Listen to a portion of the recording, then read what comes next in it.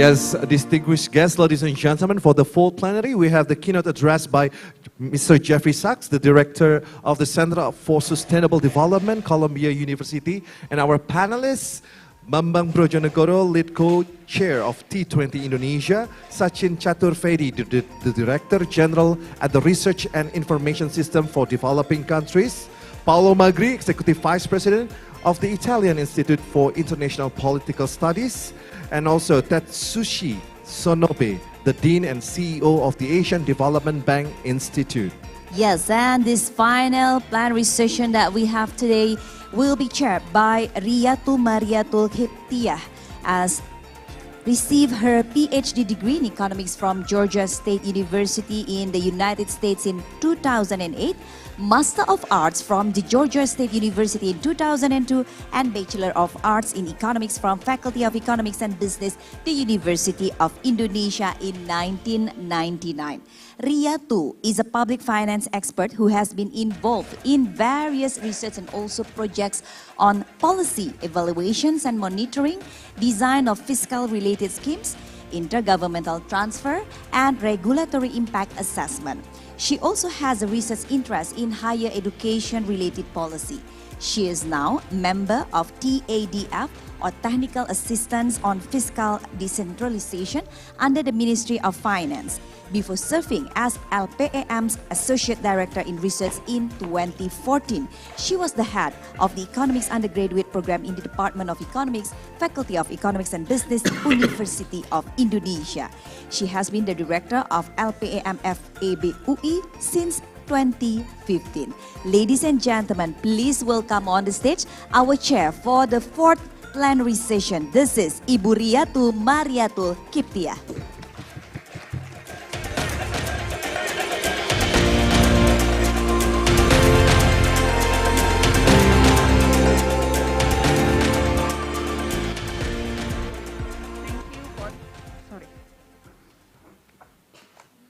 Thank you for the introduction. I hope you all have the stamina for the last 2 days T20 Summit, and welcome to this plenary session. I will be chairing this session highlighting T20 recommendation in T20 communique. The T20 have issued a communique yesterday extracting from policy brief, around 130 policy brief, and extracting as well from discussion of cross-cutting issues evolved among our 9 task force of the T20 Indonesia. The T20 Communique Indonesia consisted of 5 areas of recommendation. First, fostering the recovery and the resilience, the need of second, accelerating the progress of net zero emission. Third, governing transformation to digital society. Fourth, making the economy more inclusive and people-centered. And 5, reviving global governance. The T20 Forum is an ideas bank with the process that is building and communicating, learning from previous T20 process, including from the T20 Network Forum as Global Solution Summit by Global Solution Initiative, Global Policy Dialogue by CSIS Indonesia, and the Global Policy Forum hosted by ISPI Italy. As we talk about the outcome of T20 and what we can contribute to this year G20 Indonesia presidency, it is also a reflection of what drives all of us here in the first place. Scholars and think tanks, why we need to actively involve and engage in this T20 and G20 process.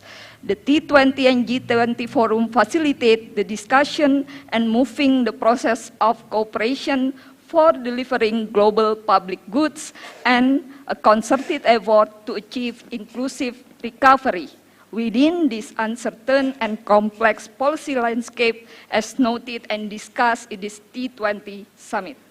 Given this context, I would like to welcome Professor Jeffrey Sachs joining online. Hi, greetings. Hello, Professor. Sorry, I cannot see. How are you? Oh, there I am. Thank you. Okay. Professor Jeffrey Sachs will deliver the keynote speech, but first I will introduce him. He is the university professor and director of the Center for Sustainable Development at Columbia University, where he directed the Earth Institute from 2002 until 2016. He is president of the UN Sustainable Development Solution Network, chair of the Lancet COVID-19 Commission, co-chair of the UN Council of Engineers for the Energy Transition, commissioner of the UN Broadband Commission for Development, academician of the Political Academy and Social Science at the Vatican, and Tan Sri Jeffrey Shah, honorary distinguished professor of sustainable development at Sunway University. He has been special advisor to 3 United Nations Secretaries General and currently serves as SDGs advocate under Secretary General Antonio Guterres. Professor Shah spent over 20 years as a professor at Harvard University when he received BA, MBA, MA, and PhD degree and has received 38 honorary doctorates. In 2021, he received the Tuba Academy Prize from Turkish Academy of Science, the Legion of Honor decree by the President of the Republic of France, the Order of the Cross from the President of Estonia, and honorary doctorates from Amrita University in Kerala, India, Macau, University of Science and Technology, and the University of Siena, Italy. His most recent book is The Ages of Globalization, Geography, Technology, and Institution. Professor Shah currently sits as an advisory board of the T20 Indonesia. Thank you, Professor Shah. Please, the screen is yours. Thank you so much. Greetings to all the participants and congratulations to T20 Indonesia. You've done a wonderful job and have issued an important communique and have made a major contribution to not only Indonesia's G20 presidency, but to solving great global challenges at a very, very difficult and complex time. We all know that the world is changing very, very, very rapidly right now, and in ways that are destabilizing the planet. On the positive side, we are moving to a multipolar, multi-region world. We're moving to a world beyond that dominated by the United States and Europe, by the West. We're moving to a world in which all regions, certainly East Asia, Southeast Asia, South Asia, Central Asia, Africa, Latin America, and the Caribbean are playing a growing and central role in global affairs, in global economy, in global technology, in all of the great challenges that we face. This is creating tensions and tumult. The war in Ukraine and the tensions between the US and China are two manifestations of this broader shift to a multipolar world. We're struggling to find new mechanisms for cooperation in which countries understand their responsibilities and their roles and their limits, because in a multipolar world, no single country or region can dictate to the rest, can dominate. The only way that we can find solutions to great challenges is through a cooperative and mutually respectful approach. And this, I think, is very much the philosophy of Bali and very much the philosophy of Indonesia. And it is a hallmark of Indonesia's G20 presidency. It's also notable that the 3 G20s that are ahead of us in Bali in November with the Indonesian presidency, the following year in India, and the year after that in Brazil, mean that 3 major non-Western countries and powers, if I may put it that way, are hosting the G20 process. This is good. This means that global governance is truly being opened up for the whole world and is not the preserve of a G1 or a G7 or a limited group of countries, but truly engages the whole world across all income levels and all geographies.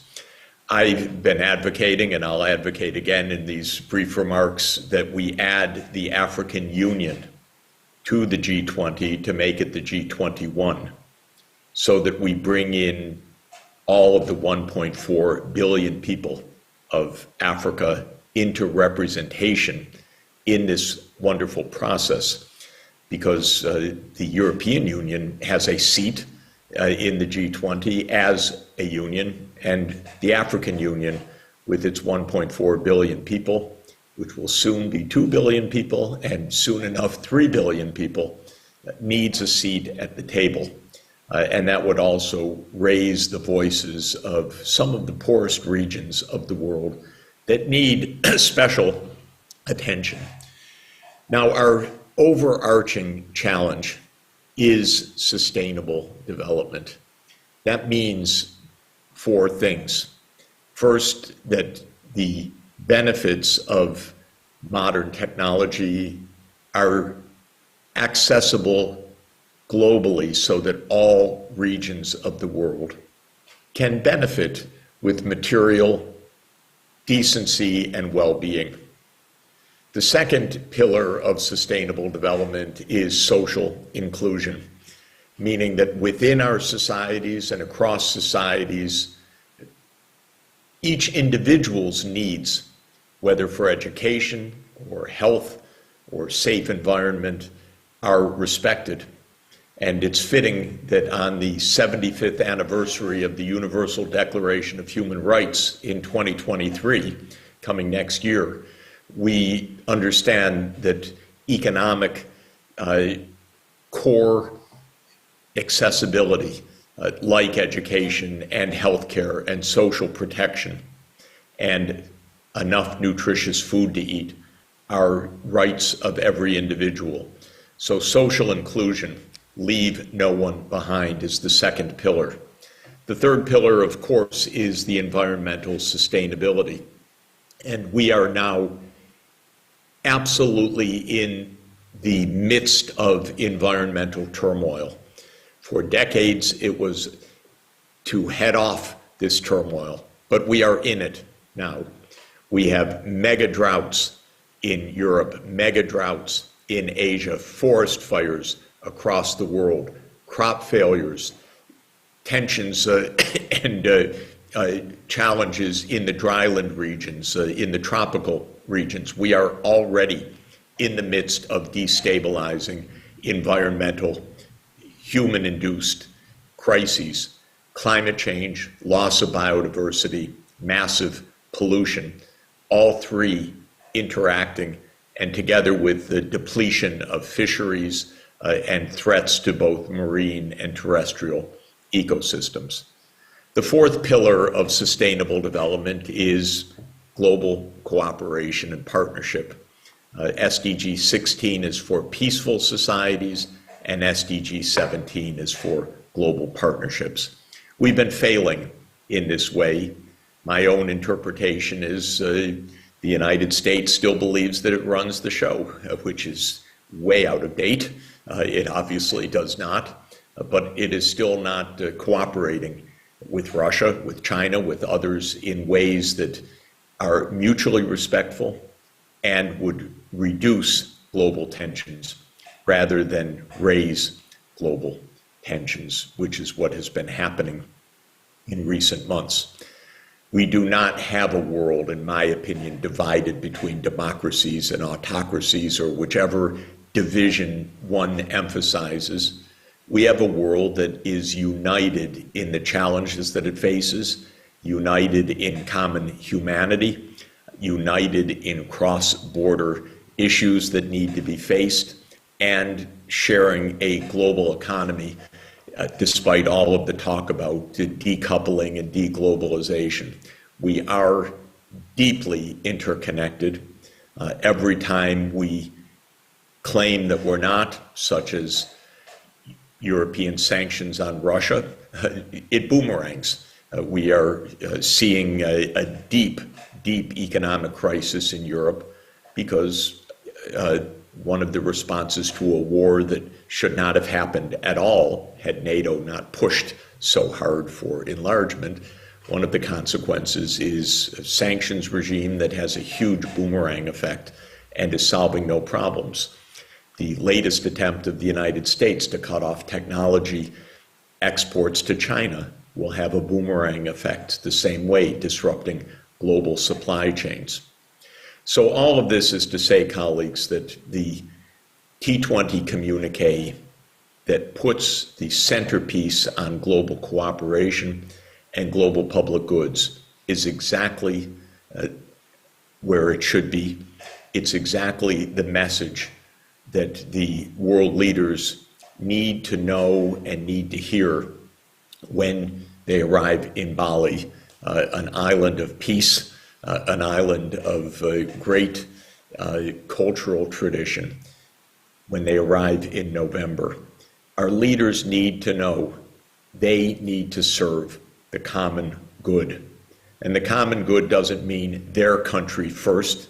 The common good really means the common good of humanity. And in an era of nuclear weapons and nuclear threats, there's no place for shelling of nuclear power plants, as I was just reading again this morning, taking place in Ukraine.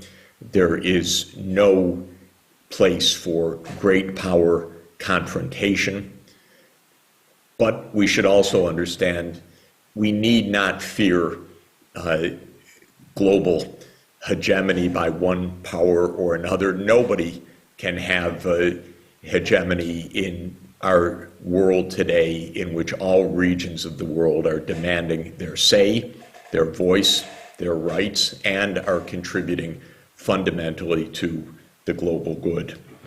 I would say that in the summit, in terms of practical issues, 3 points should dominate the discussion, and I'll close here. The first is finance. We need a new financial architecture. I've long hoped that it would be called not Bretton Woods 2, but Bali 1, a financial architecture which ensures that there is an adequate flow of finance on good terms. That is, the terms on rich countries borrow, not on the terms of high interest rates and short-term vulnerable lending to low-income countries, but finance on a long-term low interest rate basis through the multilateral banking system and other institutions to finance the energy transformation, climate adaptation, environmental sustainability, and indeed achievement of all of the SDGs. We need a new financial architecture. It's pathetic that the rich countries could not even come up with $100 billion of climate financing, despite 12 years of promises that they would. And with our knowledge that $100 billion a year is a mere 1/10 of 1% of world output. So the first item on my agenda for Bali in November is a financial architecture that works for all. The second is a technology policy that works for all. We saw it with the vaccines, we see it with energy transformation, we see it with the digital transformation. Technologies that need to serve all of humanity are in private hands or in national hands and are not serving all of humanity. We've talked a lot about open source technology, technology transfer, technology sharing, technology know-how, but we don't achieve it because too many governments, too many countries, too many corporations, of course, view knowledge as power. for their individual use and misuse rather than knowledge for the public good. And the third area that I hope will be the spirit of Bali in November is global cooperation and peace, the centerpiece of the T20 communique. We need to end the war in Ukraine at the negotiating table. I can absolutely assure there is no military victory of one side over another. There will be escalation and danger for the whole world, plummeting the world into a deepening crisis. The loose Western talk, we will defeat Putin, or Ukraine's talk, we will push Russia out of our country through military victory, is a wrong-headed approach. We need a negotiation to end the war, end the sanctions, and reestablish a basis for cooperation and problem solving. And this, I think, is at the center of the Bali spirit. When the foreign ministers met a couple of months ago, the Western foreign ministers wouldn't shake hands or meet with the Russian foreign minister. This is not a path to problem solving. This is a path to rising tensions. We need leaders to deal with each other, to talk with each other, to understand each other's perspectives, and to come to solutions that are mutually satisfactory. And if there's a place on the planet that has that spirit, it's Indonesia. And so I'm very grateful that Indonesia is president of the G20. And let me just close by taking the opportunity to thank the leaders of the T20 process for their wonderful work and for your kindness in inviting me to be part of the advisory board of the T20 this year. Thank you very much. Thank you, Professor Shah, for your remarks. Now I would like to invite all the panelists, Professor Bambang Brojonegoro, Professor Sachin Chaturvedi, and Paulo Magri, and Dean Sonobe to come to the stage for the panel discussion. Thank you again, Professor Shah.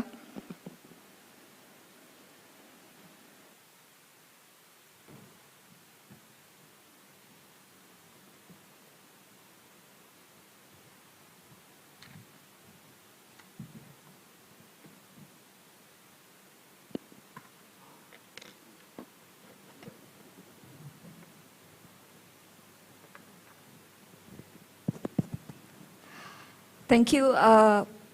We will continue the panel discussion, but I would like first to introduce our panelists here, our friends, the T20 network. We have here Professor Bambang Brojonegoro, co-chair of T20 Indonesia.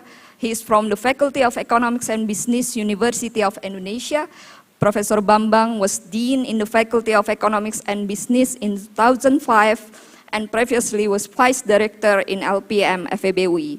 For more than 2 decades, Professor Bambang devoted his knowledge and experience in the country in various roles. He has served as Minister of Finance from 2014 to 2016, Minister of National Development Planning, and Head of the National Development Planning Agency from 2016 to 2019, and Minister of Research and Technology, Head of Research and Innovation Agency, National.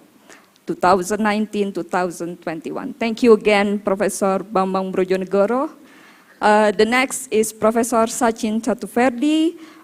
He is a Director General at the Research and Information System for Developing Countries, RIS, a New Delhi-based policy research institute supported by the government of India. He was a Global Justice Fellow at the Macmillan Center for International Affairs at Yale University. He has done his PhD in economics. He works on issues related to development economics involving in development finance. He is also on the board of the Reserve Bank of India. He has authored and edited 10 books apart from contributing chapters in edited volumes and publishing several research articles in various prestigious journals. He has served as a visiting professor at Jawaharlal Nehru University. He was a developing country fellow at the University of Amsterdam in 1996 and visiting fellow at the Institute of Advanced Studies Simla and visiting scholars at the German Development Institute in 2007. He is also on the editorial advisory board of IDS Bulletin, Sussex, UK. Professor Sachin also a co-chair of Task Force 8 in the T20 Indonesia. Thank you for joining.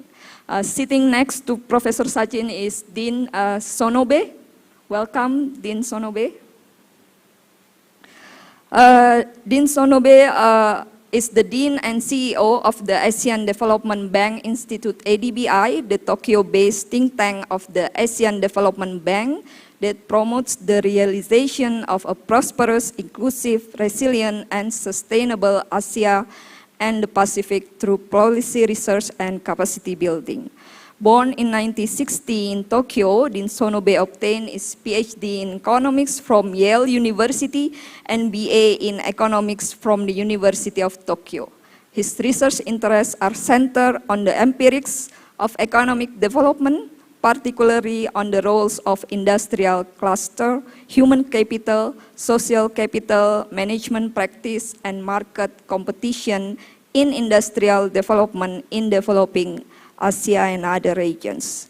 Before joining ADBI in April 2020, Dean Sonobe served for 6 years as a vice president of the National Graduate Institute for Policy Studies, GRIPS, in Tokyo, and taught economics for 30 years at Tokyo Metropolitan University and GRIPS. Dean Sonobe is a recipient of the Nikkei Book Publication Prize and the Masayoshi Ohira Memorial Prize and a founding board member of the Japanese Association for Development Economics. Dean Sonobe is also a co-chair of Task Force 5, T20 Indonesia. Welcome.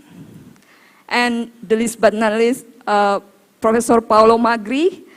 Professor Paolo Magri is also an advisory board of T20 Indonesia.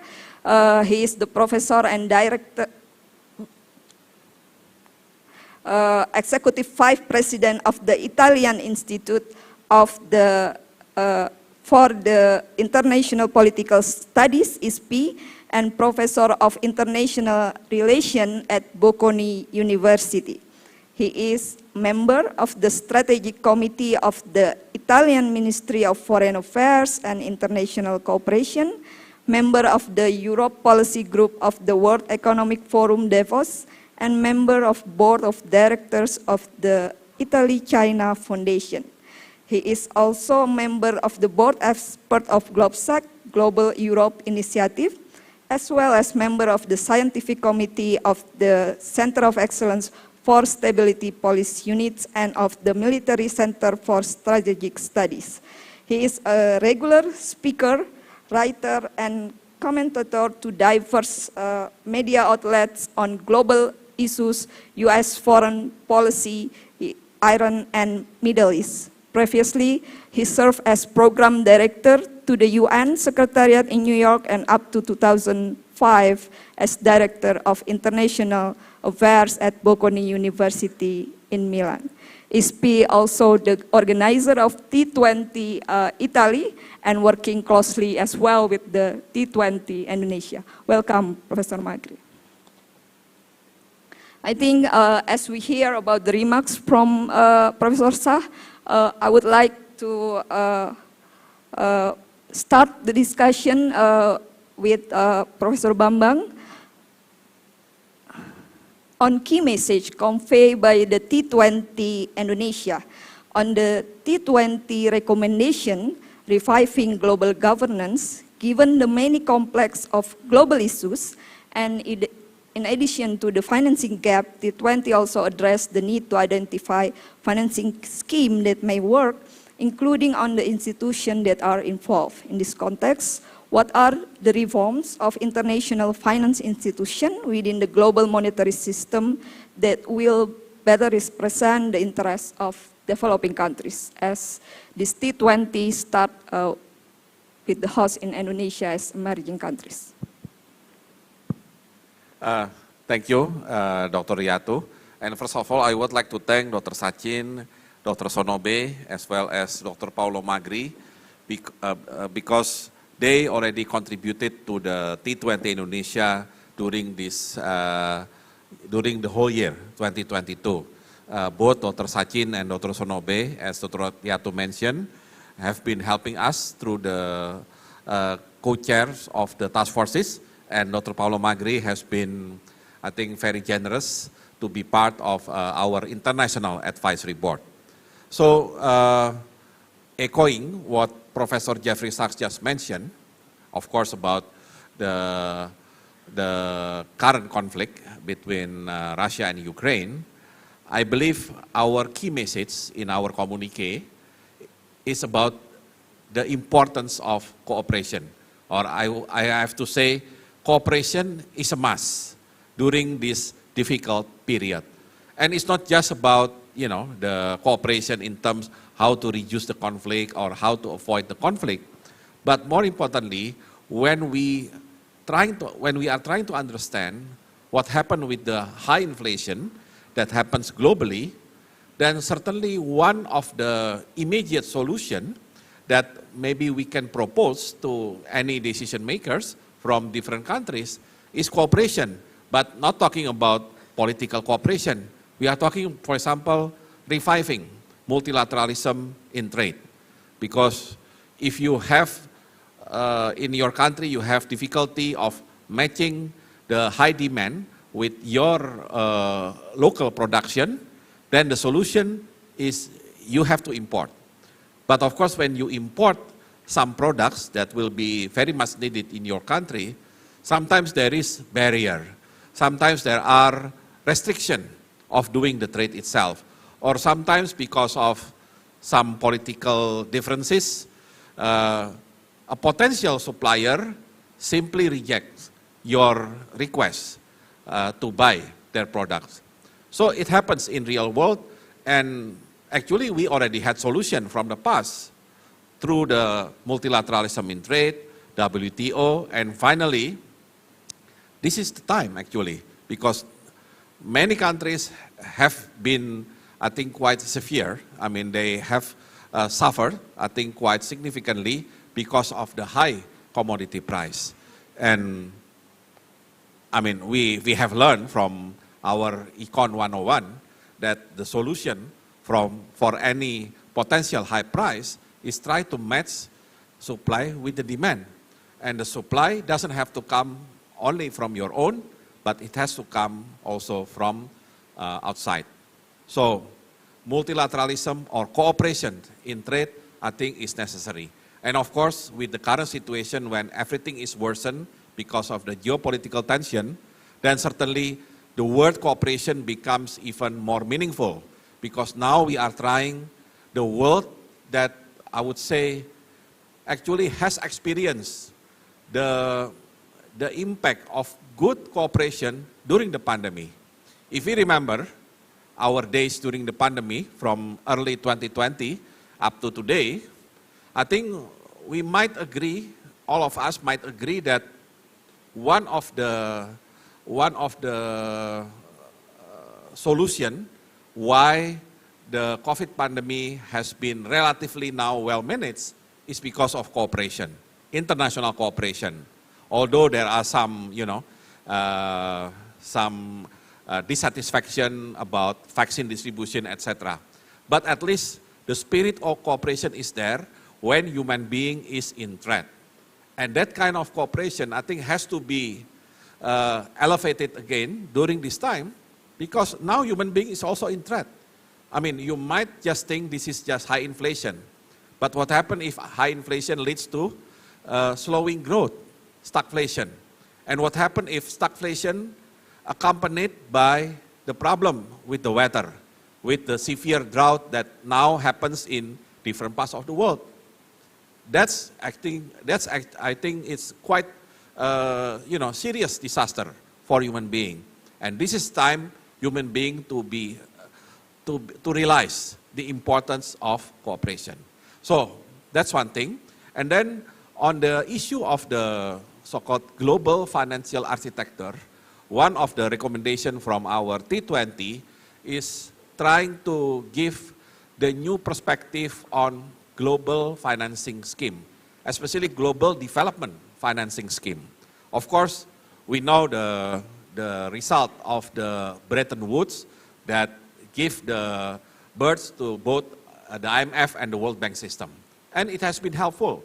Many countries already enjoy, the benefit of having both IMF as a so-called financial stabilizer and World Bank with their development assistance. But of course, today's challenge is quite different when compared with when Bretton Woods itself was declared. Now the challenge is actually global public goods. You are talking about climate change, you are talking about pandemic, and you are talking about even now the issue with the high inflation. So the current system of development financing, including the IMF, needs to somehow reorienting their goals and their scheme in order for especially developing countries to anticipate this potential global problem. Some advanced countries might not have problem with this kind of global issues. Some of them already have good roadmap, for example, to do energy transition. But what happened with the developing economy, low income economy? Yes, energy transition is a must, but the question is how and who will support them when doing the energy transition. What will be the impact to the lowest income of their people? So those are the questions that needs to be answered by the new scheme of development financing system globally. And I believe that could be part of our contribution in T20 that hopefully could be forwarded to the G20 leaders, and certainly not only to the leaders, but hopefully becomes like new mainstream in a global development financing scheme. Thank you.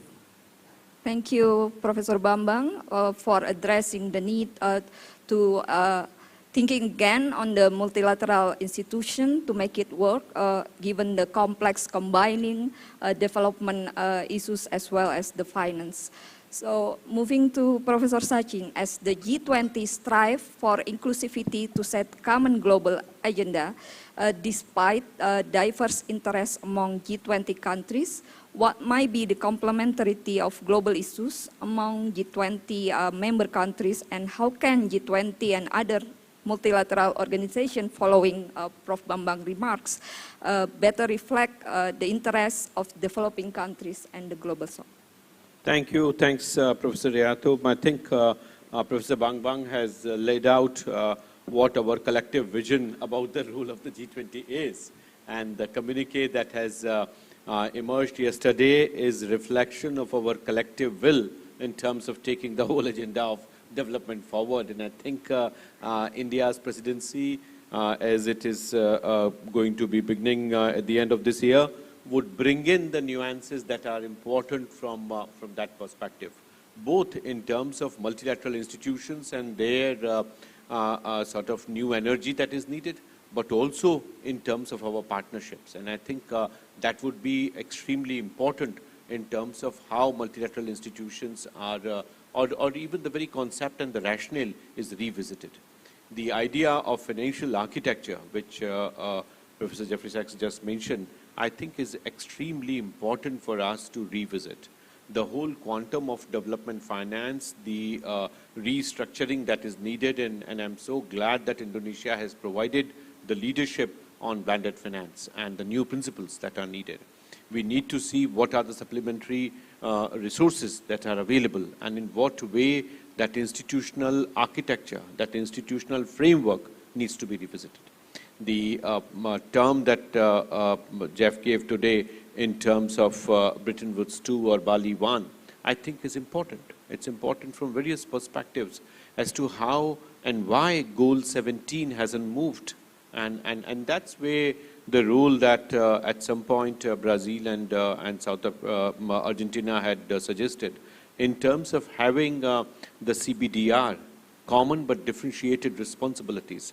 And that, Professor Riyatu, was something that was a call given in 2011 at the Busan Development Finance Summit. So I think there are frameworks available. We need to just factor them in and bring forward how that institutional framework would come in. And I think that's where the whole question of our own understanding of the development framework comes in.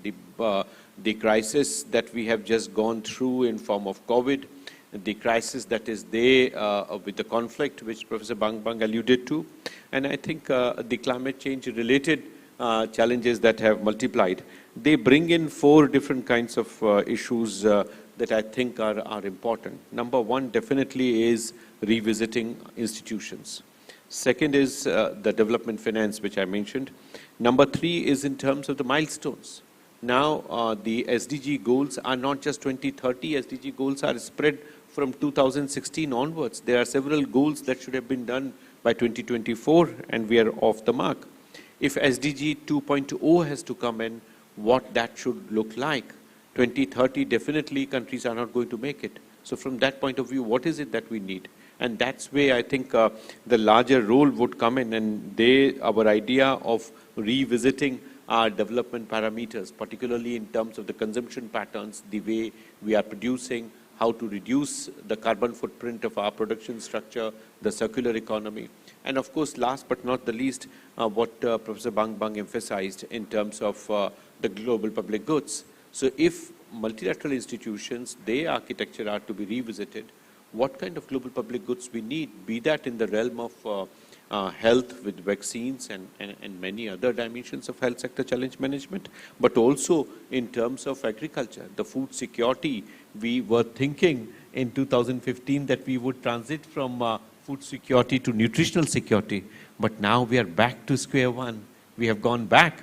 So there are these challenges which are haunting us time and again, and that I think would be extremely important for us to collectively address. Thank you. Thank you. I think responding to this crisis also being the priorities of T20 Italy, the continuity of the G20 agenda is necessary to be able to move forward initiative in addressing complex global problems. However, as mentioned by our remarks and panelists here, recent multiple crises might also require agility and ability to adapt, even to change and find ways of sustaining global cooperation. What may be the role of T20 and G20 in this context? Professor Paolo Magri. Yes, thank you.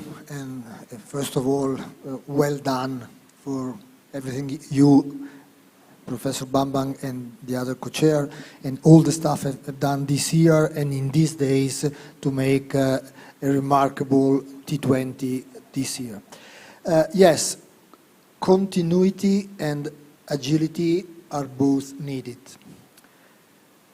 We have been stressing continuity for several years because we address all G20 and T20 address long-term challenges, and we want ideas to become reality. So if there is no continuity between one T20 and the other, there is no way to address global challenge, long-term global challenges, and there is no way to get ideas implemented. And I think we are quite good in continuity. The Troika exercise works very well. You thank me. I did thank Saudi Arabia when I entered the exercise, and Saudi Arabia thanked Argentina and Japan before, so it works quite well. And there are formal and informal secretariat, in a sense, helping continuity. But then, as you said, since we live in a world which is pretty creative, we need agility, because on top of the multi-annual challenges, every year the world provides a new major challenge that adds to the list.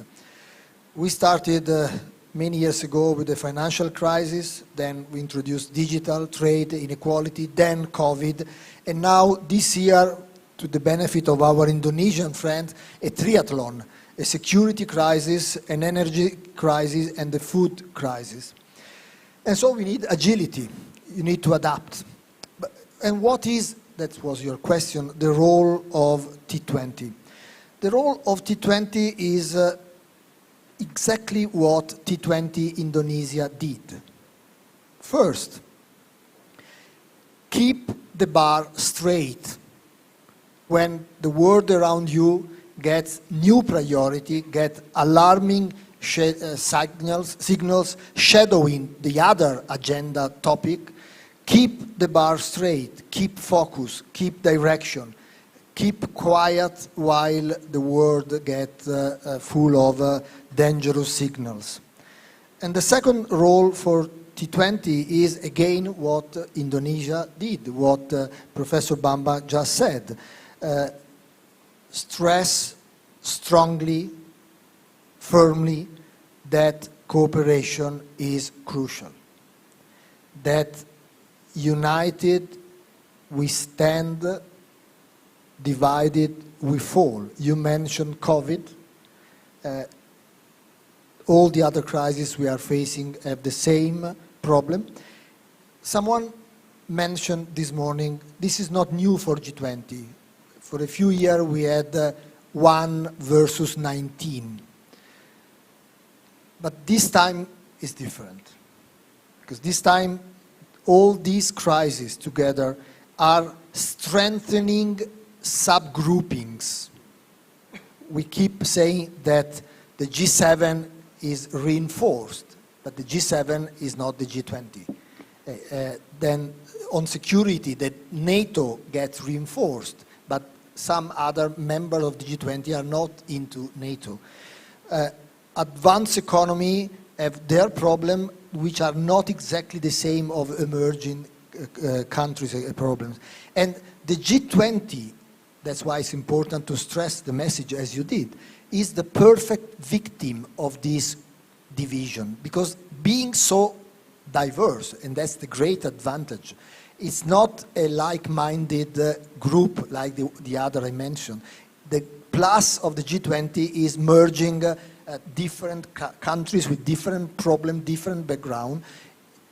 If we don't stress, as you did, the message that cooperation is crucial, there is no way to advance on any topic.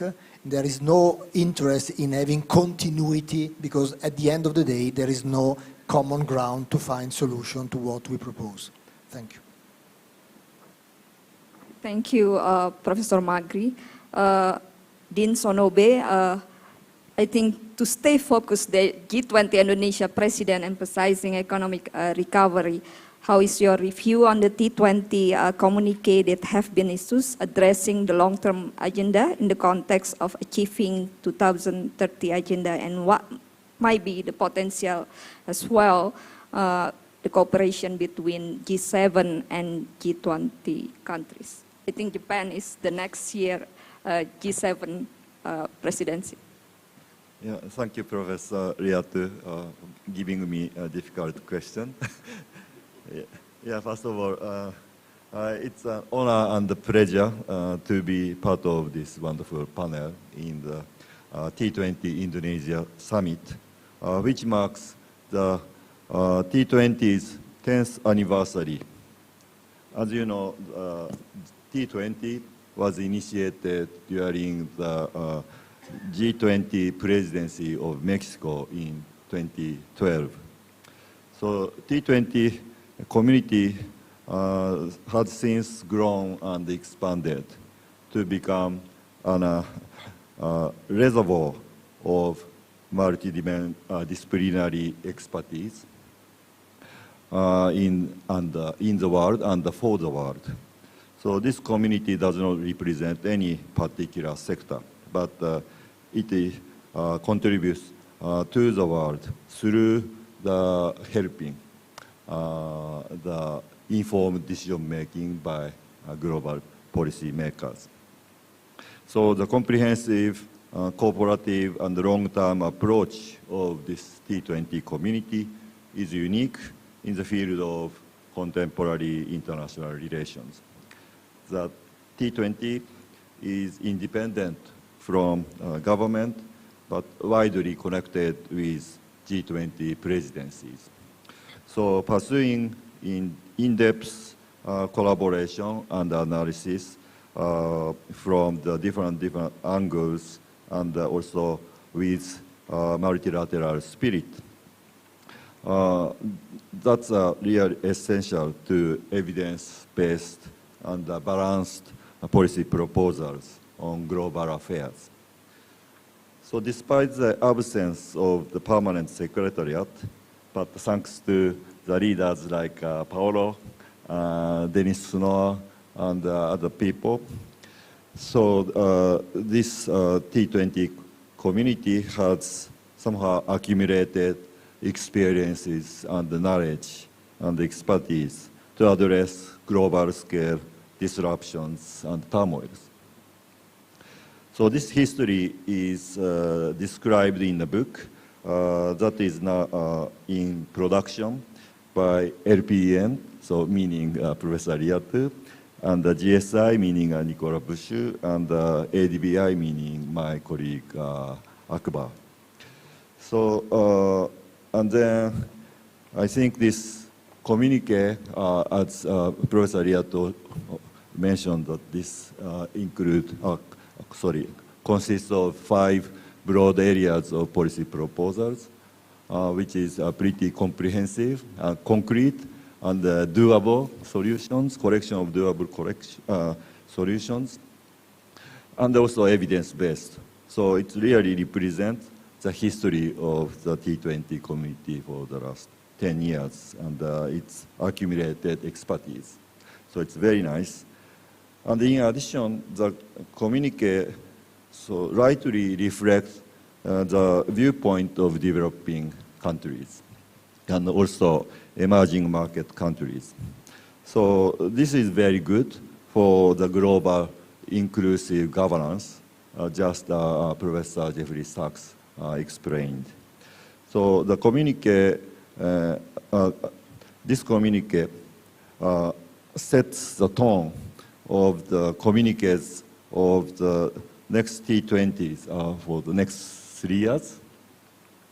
Presidencies in developing countries. So, and then in addition, this communique is made with very good timing, as Professor Fukunari Kimura mentioned yesterday, to help greatly the G20 Indonesia and also the entire world.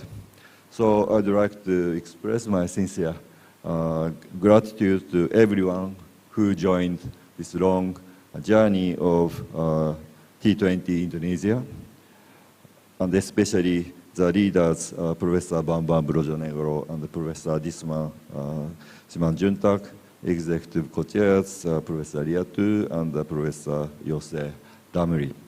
And for this very excellent communique, and I would like also to congratulate everyone here on this great achievement. So I wish the communique will have a big impact on the world through G20 Indonesia coming soon. Thank you very much. Thank you, Dean Sonobe, for actually explicitly rounded all the T20 communique recommendation. On this second round of panel, panelists, you can pose also question to your fellow panelists. And also, I have a question for Professor Bambang. In the context of Indonesia advocating policies on many fronts, as the next year is Indonesia chairmanship of ASEAN, and in light of Indonesia G20 presidency this year, would you like to highlight the potential of collaboration at this regional level? That is also mentioned by Professor Magri. I don't know it is good or not strengthening the regional bloc. Yeah, I think I agree with Paolo. I think because I think as an Italian, he already knows the difference between when Italy is Italy and when now Italy is part of the European Union. So certainly regional cooperation, I think, even more important now, given the fact that at the beginning, especially at the top of our communique, we emphasize on the needs of cooperation. And certainly when you are looking for cooperation, the easiest thing to do is to find your neighbors first before you go far away trying to find somebody to helping you. So by strengthening the regional cooperation, especially at ASEAN level, then I believe some of the global agenda that we have been discussing during the G20 will be relevant as, of course, at the global level. But more importantly, at the regional level, we might be able to implement the ideas itself into a concrete and into a reality or in concrete projects. For example, if we are talking about energy transition, I just pick one example, energy transition. Of course, we can discuss a lot, especially at the global level, we are talking about the financing issue. But then when you are at the ASEAN level, maybe the 10 ASEAN member countries can come up with one common action to prepare for the energy transition. And part of energy transition is, of course, trying to promote more renewable energy. So increasing the percentage of primary renewable energy in your energy mix. And we know that majority of renewable energy can be considered as variable renewable energy. So it means to make sure the reliability of electricity supply later when most of the power plant fueled by renewable energy, the only way is to make integrated grid.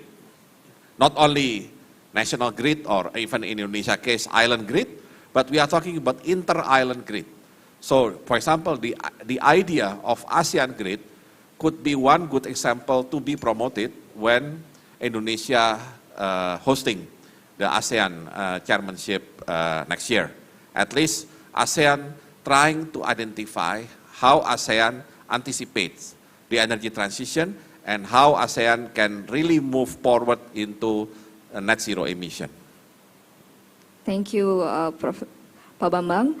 And Prof. Sachin, for the case of G20 Indonesia presidency priorities, you have comment on the initiative of building better system to be resilient of the future pandemic.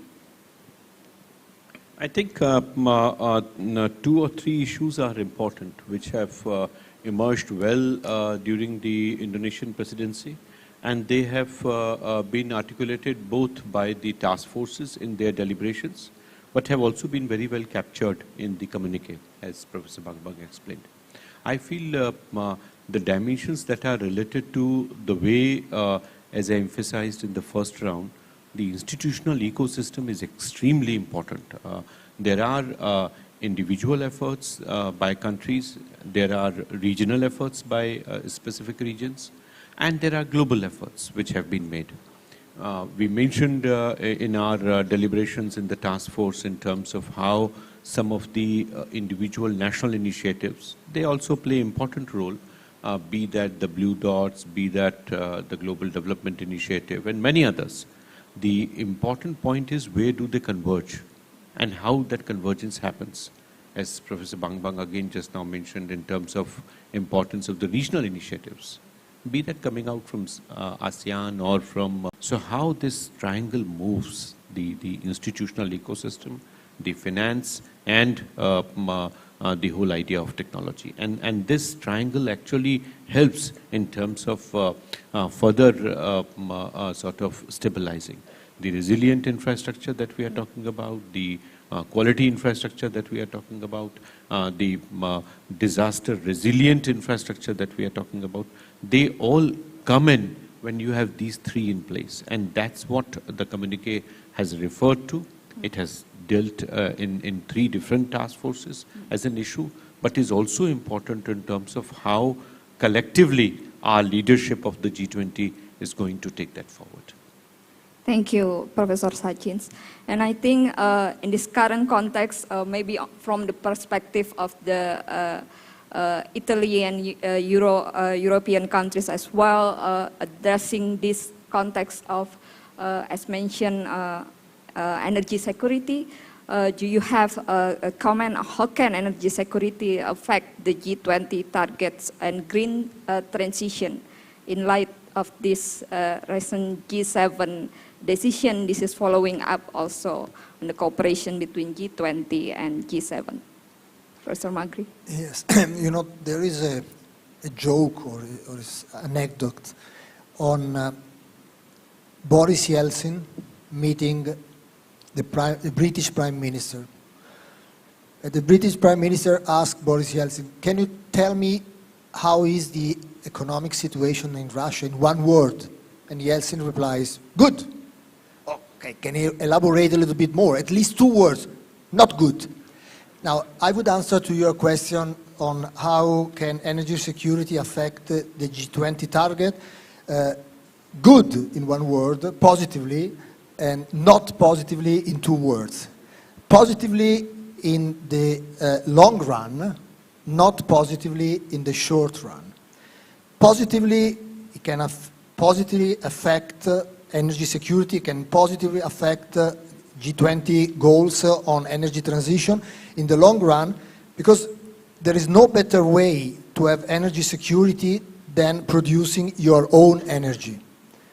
And for most countries, producing their own energy, the only way is sun, wind, or nuclear, and all but fossil. So in the long run, if we want energy security, we will go very much into the G20 and the world, actually, goals of energy transition.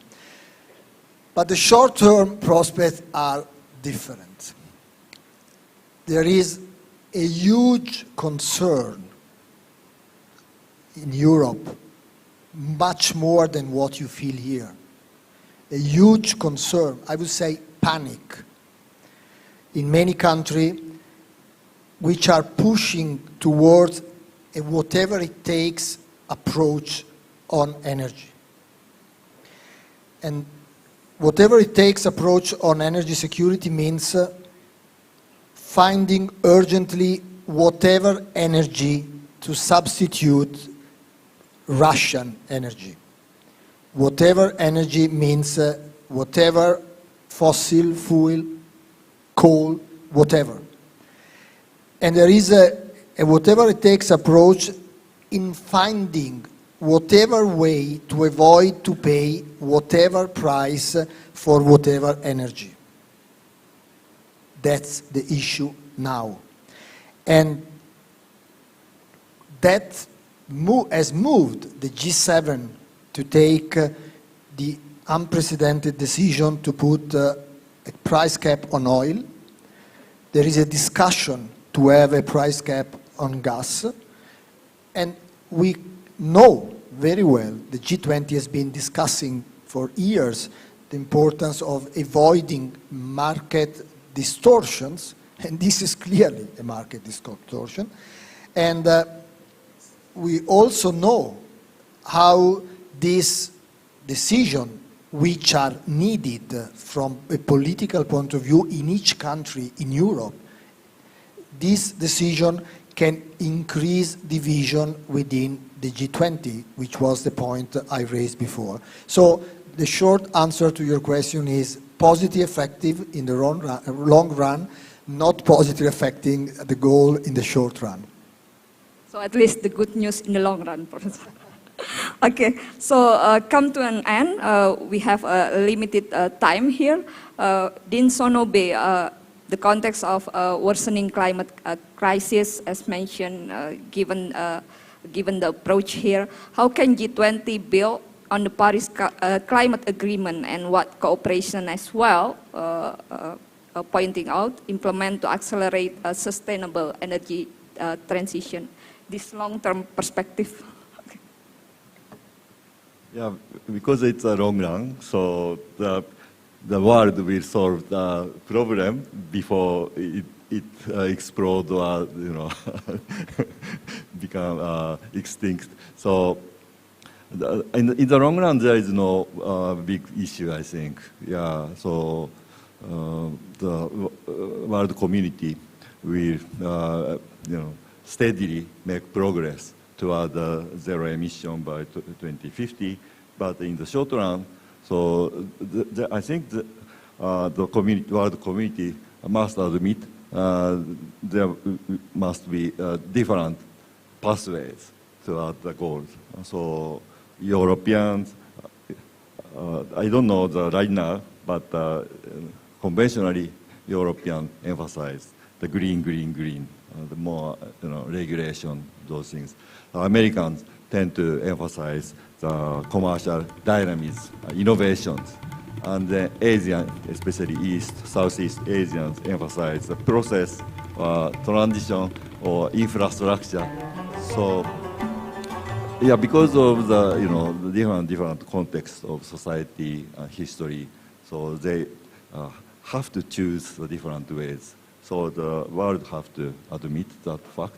And then I think the T20 and then T7, which just started this year, need to provide not just one solution, but possibly different opinion, different pathways, different solutions, and then also make clear to the world policy leaders, so why this issue have to have different solutions depending on conditions, and under what condition which solution works better.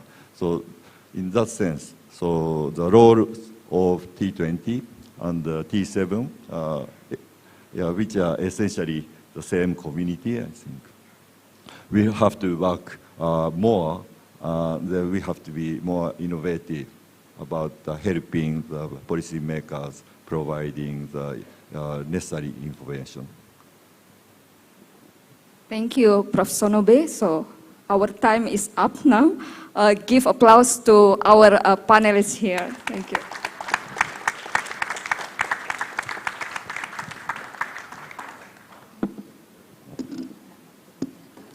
Thank you so much once again, ladies and gentlemen. Can I have a big round of applause for this session? And of course, now we would like to invite for the photo session to the chair and also all panelists for the last session that we have during these plenary sessions, please. Yes, to capture the moment for this very special event. And kindly please move 2 steps to your right. Yes, 2 steps to your right, Ibu. Ibu, 2 langkah ke kanan, baik. Terima kasih. And please look at the main photographer located in front of you. 3, 2, 1. Let's give another round of applause, ladies and gentlemen, to our panelists and also the chair for the last sessions on the T20 Indonesia Summit. Yes, thank you, gentlemen and lady. You may be seated. You know what, Diana Rizwari, Yes. I'm very honored and humbled to stand before these amazing people, world-leading thinkers, policymakers, and experts who discuss matters of global importance. You know, their input is truly crucial. Indeed, and I'm sure all of the key policy recommendations, which covers 5 areas, are also the main discussions on the global issues, which will be very, very helpful for the G20 leaders in making and also creating the policy later on. Exactly. Of course, we will recover together, recover stronger. And now we are almost at the end of the T20 Summit. Yes, indeed. However, before we proceed to the concluding session, in which we will have the final session, as the T20 is really, really relevant to the world and also to the G20 leaders. Once again, ladies and gentlemen, we would like to highlight the 5 key recommendations of the T20.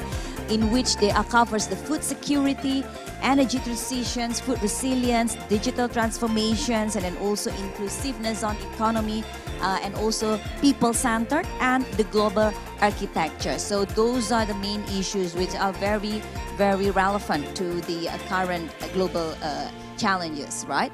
And the next session, what do we have, Arif? Yes, we will have the last session, which is the T20 G20 dialogue in fostering global cooperation. And of course, this session will be led by our chair. So without further ado, ladies and gentlemen, please welcome on the stage by giving a round of applause, right, to our chair for this last session, in which will be the concluding sessions of the T20 Indonesia Summit 2022. Please welcome on the stage, we have Bapak Yose Rizal Damuri.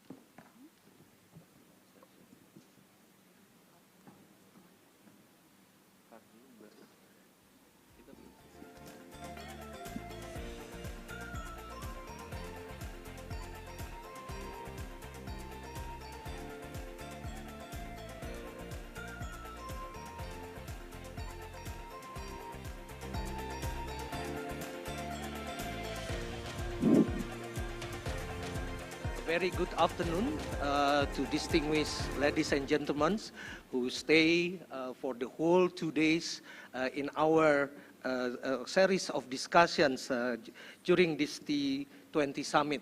I really like to welcome you to our concluding sessions that we're going to have discussions with our G20 representative in these sessions, and then try to deliver our message, those that we already discussed during the last 2 days. As we all know, the T20 Summit here T20 Summit have been going on for the last 2 days. So I would like to summarize or highlight some notes that we have been discussing so far, and then hopefully our representative from G20 officials can also give the response, and then of course to bring our message to the G20 leaders during the November meetings or other important meetings that would be going on in the next 2 months. So let me put some of the summary. We know that during the last 2 days, more than 80 speakers actually coming from reputable institutions and organizations from all over the world has come to share and gain insights in this beautiful island of Bali. We began our summit yesterday with welcoming and opening speech from Pak Bambang Brojonegoro as the co-chair of our T20, and also from the Minister Airlangga Hartarto. Both actually emphasize the role of T20, particularly with the current serious potential threats to global governance and cooperation. T20 actually can play very important role. At least 2 roles actually during the current developments, the heightening of geopolitical tensions and uncertainty. First, of course, T20 can play important roles in providing recommendations to allow discussions and also to allow empirical-based, evidence-based recommendations to respond appropriately on various issues. Yeah. The second one, the T20 also has to manage or has to keep the discussion going on bypassing the tensions and differences hindering the dialogue everywhere else. T20 as an academic forum, as a platform for researchers, for think tanks to have discussions, can actually see the situations in a more analytical way and more political, free from political perspective, political interest. So it's also very important for T20 to influence our leaders to come up with more substantial cooperations. So following the opening sessions yesterday, we've had our discussions organized into 4 plenary sessions and also 20 parallel sessions. And also, of course, this concluding and dialogue sessions with G20. In one of the plenary sessions, the first plenary sessions, Minister Retno Marsudi, for example, highlighted 2 main challenges that facing us currently. The first one is how to exit from the world current crisis, especially from the COVID pandemics and climate crisis in a coherent and coordinated manner. The second one, I think this is even more important, is how to rebuild global architecture for international cooperations. This is very important because we know that currently we have situations where the trust is in deficit, especially among countries, among leaders in G20. So we have to create an environment for strategic trust and collaborations that also ensuring that no one left behind, no country is left behind. Yeah. Related to that, a second point that Minister Retno already mentions, our panelists in plenary sessions also highlight the role of Indonesia's presidency, especially to successfully keep the G20 process going on, despite all the geopolitical challenges and disruptions. This year presidency also become very important.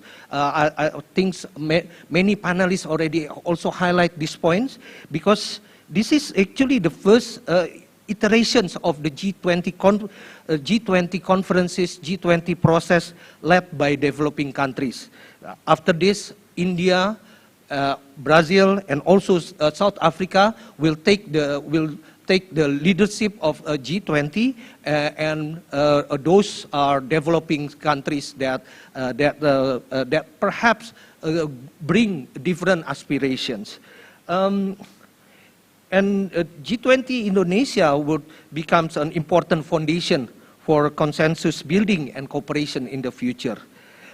It has the potential to elevate Southern voices and developing countries' aspirations to be amplified and represented appropriately in the global agenda. Yeah. It has been reiterated, I think, by one of our panelists that Indonesia's presidency could be a new Bandung momentum. This is a reference to the Bandung Conference of 1955. That is a very strategic point that we in Indonesia can also play a greater role. We also, in this T20 Summit, discuss a broad range of issues that currently we are facing at the regional level, global levels, and also domestic level. Panelists and participants also try to come up with practical as well as implementable recommendations on the area of food security, energy security and energy transition, climate and environment, trade and supply chain, digital transformations, and our future well-being. As well as we also discuss how T20 actually could bring the message to the level of implementations. So what we are doing here at the T20 is actually a culmination of our year-long efforts in trying to improve better policy making amidst the uncertainty and complex policy landscape that we are facing today. With the spirit of common trustworthy, global cooperation, and also a global leadership. The recommendations that we gather from hundreds of the brightest minds from think tanks around the globe, of which they have very different background, different expertise, is actually outlined in our T20 communique that was launched yesterday morning. So allow me to also talk briefly about T20 communique and what kind of message that we would like to emphasize. The communique basically comprised of two parts. The first one describes the vision of the T20 that we emphasize to be the visions of our leaders in G20 as well. Yeah. The vision emphasizes the rule of cooperation. The role of cooperation is the centerpiece of our recommendations, our T20 communique, because despite all the political conflict and differences between member countries, we are actually facing imminent challenges that need to be handled, that need to be tackled together. And cooperation is the centerpiece of those efforts. The second part discusses various policy recommendations that we summarize from hundreds of discussions under T20 Indonesia during the last 8 months, and coming also from 132 policy briefs produced together by researchers from 300 institutions from all over the world. The policy recommendation revolves around 5 big issues that we think need to get serious attention from G20 leaders and other global stakeholders. The first one is how to foster economic recovery and also to improve resilience. The second one is how to accelerate the progress toward net zero emissions to fight against climate change. The third is how to prepare our society for the transformations toward digital society. Yeah. Fourth is how to make the economy also more inclusive and become people-centered. Fifth, we're talking about reviving global governance. So those are the policy recommendations that we've gathered so far, and then becomes the center of our communique that we hope could be also part of our G20 communique or G20 leaders' visions during the November summit, the summit in November in Bali. With that, we also need to communicate those policy recommendations and the visions to our leaders. During this T20 summit, we are very honored actually to have the G20 representative and Indonesian officials with us today. Thank you for joining us here today. Bapak Dr. Jerry Sambuaga, Vice Minister of Trade of Republic of Indonesia, and also he's also I think in charge for the trade, investments, and industry working group, and that would have the ministerial conference later on this month. I would like to invite Jerry Sambuaga to the floor, to the stage. Pak Jerry, welcome.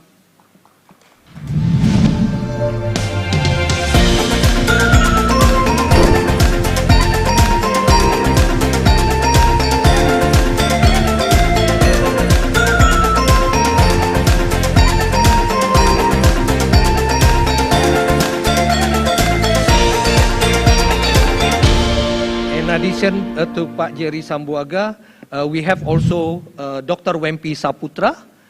Dr. Wempi Saputra is the Indonesian G20 Finance Deputy, who is in charge for the finance track discussions in the G20. Please, Pak Wempi, to come to our stage.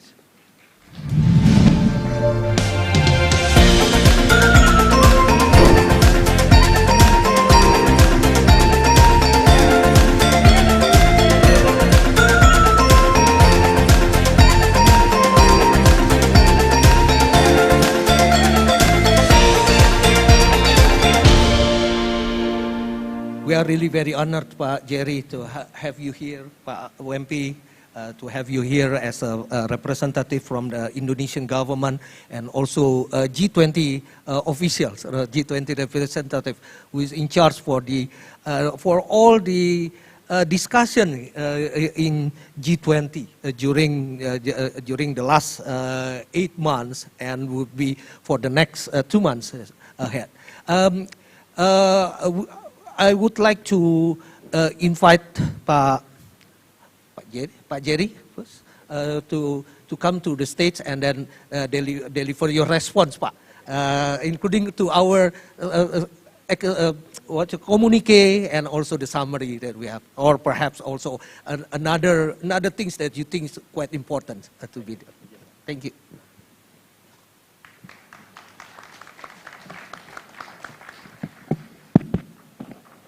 Thank you, Pak Jose. Assalamualaikum warahmatullahi wabarakatuh. Shalom, salam sejahtera untuk kita semua. Om Swastiastu, Namo Buddhaya, salam kebajikan. Yang saya hormati Prof. Bambang Bojonegoro, our co-chair of T20 Indonesia. Prof. Disman Simanjuntak, also the co-chair of T20 Indonesia. Pak Yose Rizal, executive co-chair of T20. Pak Wempi from the Ministry of Finance, and of course the distinguished speakers, ladies and gentlemen. It is an honor for me to be here, to deliver a remark in this very prestigious event, Pak Prof. Bambang.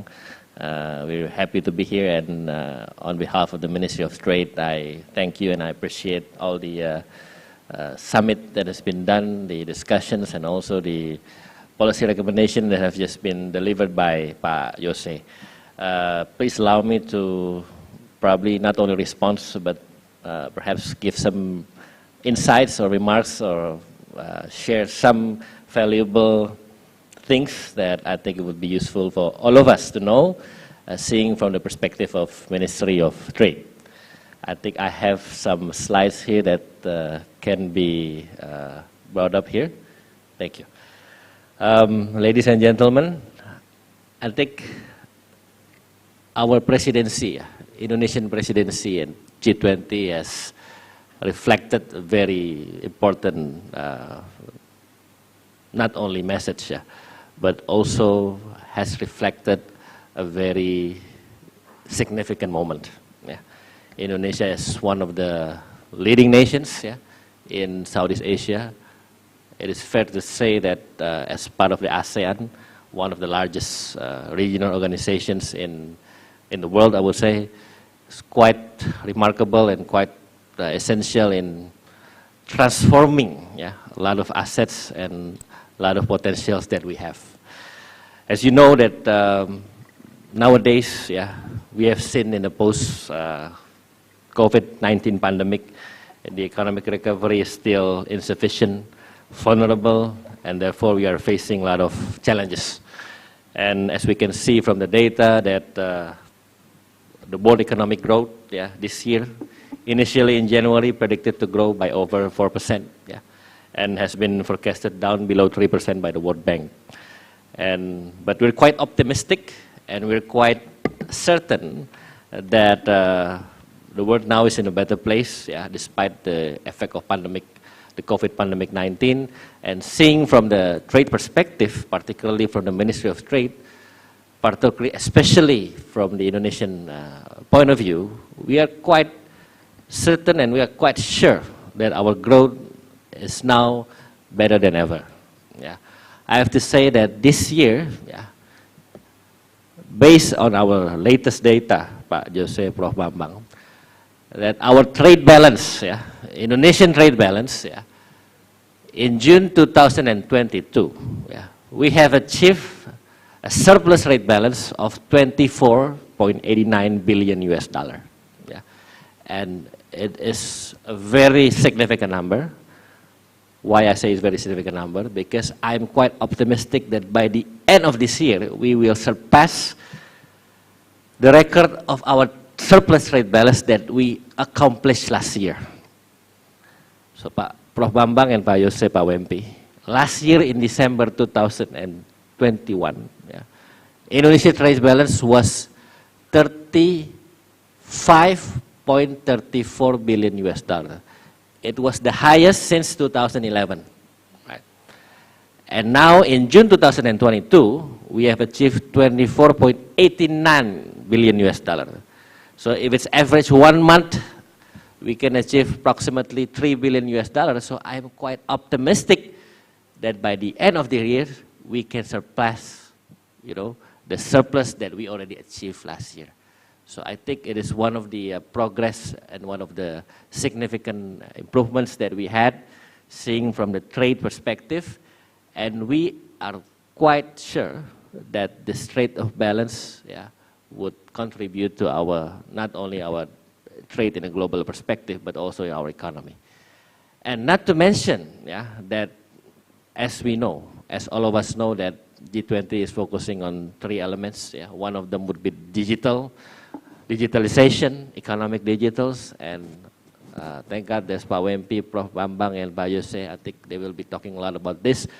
But again, Ministry of Trade has been committed to developing, to enhancing the digitalization of our policy. Not only activities, but also policy. And we are trying to implement that, starting from a very, very, very simple program, starting from the traditional market to the payment, cashless payment, digital payment, the connectivity, infrastructures, and so on. And also, ladies and gentlemen, Prof. Bambang, I think this also has been discussed in this forum, that we are also looking forward to developing digital products. And I know the whole world now is facing not only digitalization, but also how to cope with the effects and the dynamics of how digital products could contribute to trade and economy. One of the instances would be what? Crypto asset. I think in Indonesia, we have shown more progress, or I would say improvements, in terms of how we cope with digital asset. One of them would be crypto asset. In Indonesia, crypto is defined and it is treated as commodities, not as currency. Pak Wempi, Pak Jose, dan Prof. Bambang. Meaning what? The guidance and the policy would be under the Ministry of Trade, but of course we will be coordinating with Ministry of Finance, the Financial Services Authority, OJK, the Federal Reserve Bank of Indonesia, and so on. But it is important. Why? Because the transaction is huge, ladies and gentlemen. Do you know? This year, or last year, when I entered the office, Ministry of Trade in 2019, the transaction of crypto asset was low. Not that much. But I realized that crypto as commodities can contribute a lot, not only to trade, but also digital economic ecosystem. So that's why we started to implement regulations, started to invent the associations, so on. And cut the story short, do you know what happened? In 2021, the transaction of crypto asset has achieved 859.4 trillion rupiah. It is equivalent to 59 billion US dollar. It's not a small number, ladies and gentlemen. And we know daily, in average, the transaction is 2.3 trillion rupiah it is equivalent to 158 million US dollars per day. So I can assure you now, ladies and gentlemen, I know you come from many countries and you can also compare to your country the transaction of crypto asset, digital products. I'm quite optimistic and I'm quite certain that we are on the right track and we are showing sort of support for the development and enhancement of digital ecosystem. It is a very concrete evidence, yeah, and a good example of how we as nation, as regulator, as government, who happens to be the chair of G20 presidency now, we are showing a very, not only interest, Pak Jose, but also a very strong support for the development of digital ecosystem. We're just now talking only about one product. Yeah, of course there are a lot of products, digital products, not only crypto. We can talk about NFT, metaverse. We can do a whole day about this, but I don't know. We don't have time, I think. So let me focus on how we can put some sort of collaboration among countries, among nations, so that we can probably come up with sort of solutions in order to enhance the development as a whole in terms of how we develop crypto asset as digital commodities. And Pak Yose also mentioned, yeah, in his conclusion remark about energy, yeah, also about health, yeah. I have to say, yeah, that we must maintain a very objective definition of how clean energy transition would be defined. Indonesia, right now, we have a lot of, or should I say, we have significant areas of environment, starting from our forests and so on. And it is true, and it is accurate, that we maintain it. But speaking of carbon trading, and then of course the carbon credits, yeah, we must make sure, we have to make sure the certification and the definition of how we value carbon trading must be precisely reviewed, must be precisely, not only reviewed, but must be precisely accomplished.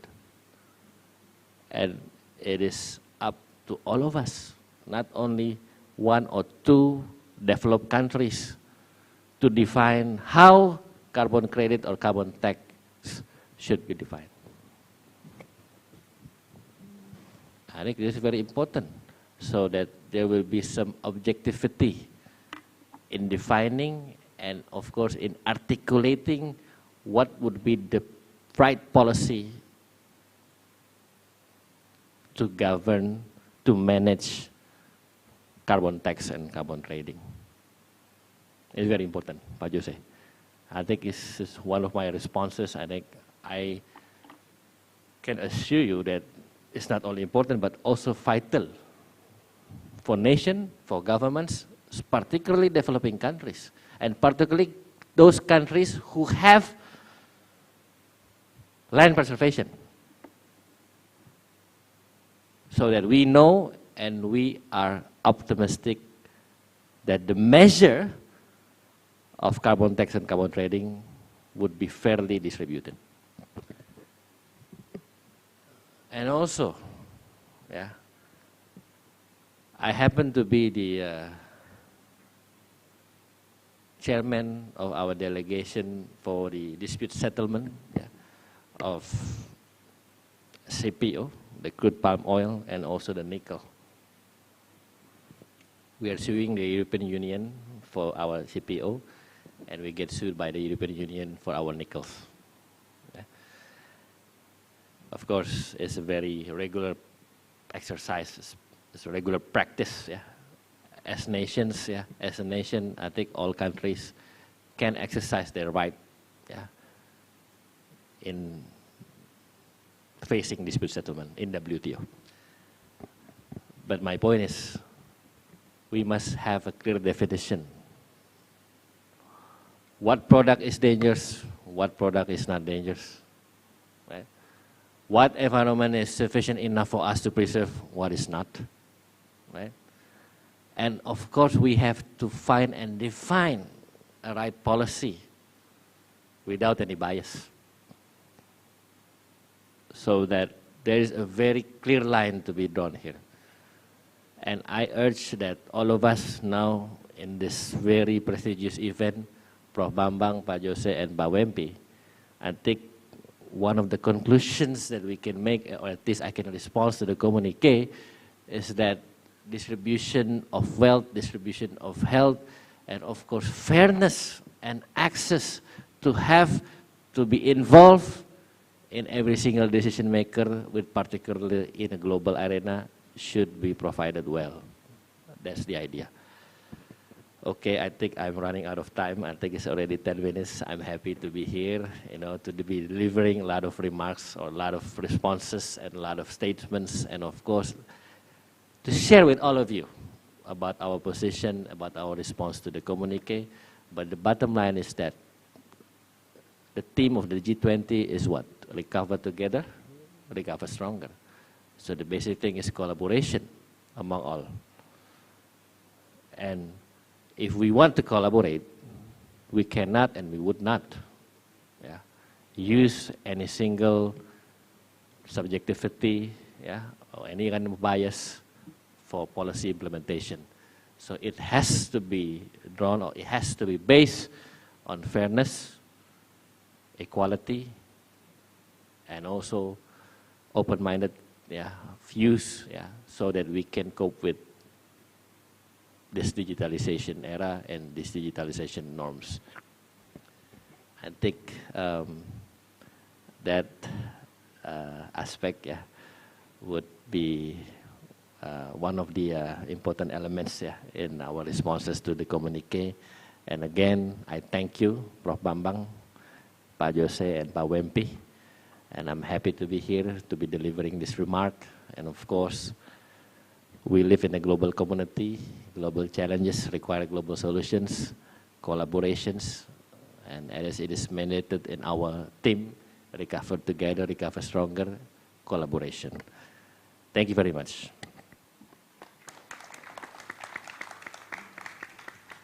Thank you, Pak Jerry Sambuaga,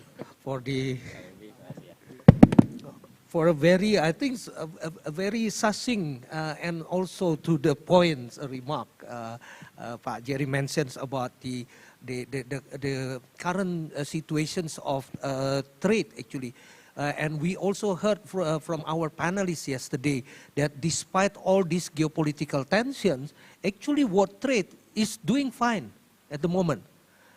We still don't know whether it would last or sustainable, given the current given the heightening geopolitical tensions. But at least what we have in Indonesia and in many other countries in these regions, the supply chain is improving at the moment, and then hopefully it's also would create other initiative for economic development and economic activities. Jerry also mentions about the carbon trading, and also one point, I think this is also one of the important issues that we in T20 try to come up, Pak Jerry, is that we're talking about WTO reform. The importance of how to of updating the rules of the game in the current situations, rules of the game for trade, the rules of the game for supply chain, and also for investment and for other economic activity, so that the rules of the games would become more fair, become fairer, becomes accommodative to the developing countries and to the current situations, current developments. Thank you very much, Pak Jerry, for very excellent remarks. And then we are going to have a discussion later on, Pak Jerry, but I would like to invite Pak Wempi Saputra to deliver, to give your remarks. Perhaps you can tell us about the current situations from the finance track, yeah, and what kind of difficulties maybe. Please, Pak Wempi. Thank you, Pak Yose, Pak Vice Minister Sambuaga, Prof. Bambang, distinguished ladies and gentlemen. Thank you very much for inviting me to this very prestigious event. Actually, I know now my job to comment to the communique, which is very difficult for me, but I try to maybe to give you some idea about what we have done in the finance track. The first thing that nowadays there is an increasing concern to discuss about how to strengthen the multilateralism. This is the basic and maybe the fundamental topics of the leaders meeting in Bali. We have done on last April meeting in Washington, D.C. and followed by July meeting in Bali, we did around 80 bilateral meetings with the deputies in G20. So every deputies, we did around 4 circles of meetings. So what we have seen in the discussion is that there is an increasing potential of the fragmentation among G20 members. This is, I think, that is why last night, Pak Yose gave me this communique. I tried to read, and I see that the vision is very well crafted. And I'm sure, Prof. Bambang, this vision could be considered as part of the opening remarks of the President. The second thing, actually, this is related to the what is the basic and fundamental issues faced by G20 members, but also the rest of the world. We are now in the finance track discussing 6 agendas on the, how to have an exit strategy, to secure economic growth, to address the scarring effects of the pandemic, digital payments, sustainable finance, financial sector regulation, and international taxation. After the geopolitical conflict, the war in Ukraine, then we are facing a crisis on top of the crisis. The pandemic is not over yet, but now the geopolitical conflict has exacerbated the supply disruptions, increasing the commodity prices, as you know already. Now the world is facing high inflationary pressures. The monetary authority doing the monetary policy tightening. There are at least around 50 low-income countries is facing or experiencing debt distress. And nowadays, some countries in the world is also facing a stagflation.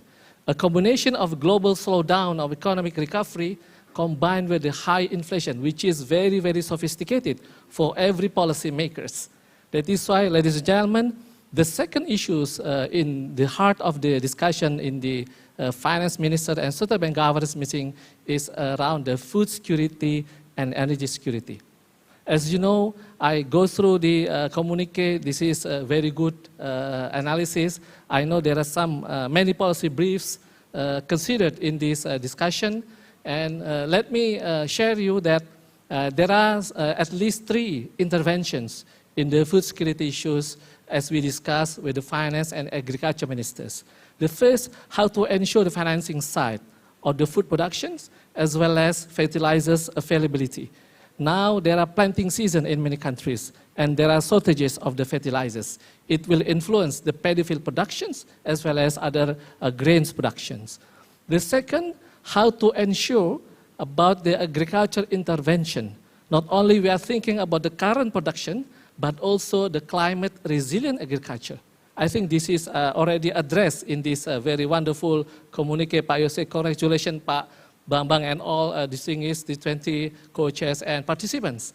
But the climate resilient agriculture, ladies and gentlemen, is not only the part of the financing and agriculture policy side, but also we have to think also the trade policy. We come into the third policy, which is the trade interventions.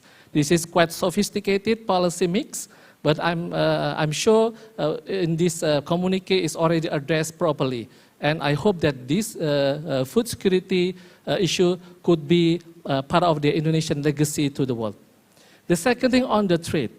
Nowadays, we talk with WTO, there are at least 31 countries implementing 41 measures in the export restrictions. Export restriction on the food, feed, and fertilizers. This is very difficult, not only for countries who are now very needed in the grain and also staple food, but also how to ensure the transparent, equal of the trade system. That is why on the last meeting with WTO, I think some of the participants also comes from WTO. WTO has done a very great job to remove at least 15 restrictions of the policy of the feed, food, and fertilizers. We talk also about the health system. This is a part of the good concrete deliverables, ladies and gentlemen, in terms of how we create the so-called financial intermediary fund, which is for the pandemic preparedness, prevention, and response. Now, at least around $1.4 billion are already pledged by 18 contributors. So 15 comes from sovereign and 3 come philanthropists. I saw yesterday from Rockefeller is here also contributors to the FIF. So we are happy, but the questions of the how to prevent, prepared, and also respond to the next pandemic is not only the questions about the fund, but also the coordination mechanism between line ministries and agencies. Prof. Bambang mentioned about cooperation is imperative. This is very true, Pak. This is acknowledged because we have succeeded in tackling the pandemics because of the international cooperation. And G20 is a room for this international cooperation forum. The last part, I think, Pak Jose, I would like to mention, this is regarding the shift of the global risks. Nowadays, we are thinking, we have been thinking that the risk is not only on the pandemic, but has shifted into the global economic pressures. We are very careful in managing this because it will also relate not only the economic policy, but also the political economy side, which is very sophisticated to be discussed. In this communique I found is very comprehensively address how to revive the global governance. This is, I think, the first communique I read around how to revive the global governance, which is quite brave and also maybe quite blunt in managing all the, some of the key takeaways from the discussion. But one thing I think I should remind all of us and also me, that there are two things actually our G20 leaders cannot control, ladies and gentlemen. Tomorrow's weather and the climate change. But to revive the global governance actually is well managed if we can cooperate each other. Then in this case, I would like to mention, Pak Yose, there are at least 4 maybe competitive advantage of this communique. The first, it is based on evidence-based policy formulations.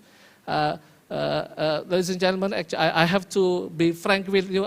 I was a student of Prof. Bambang before in the Faculty of Economics, University of Indonesia. You taught me well, Pak. Thank you very much.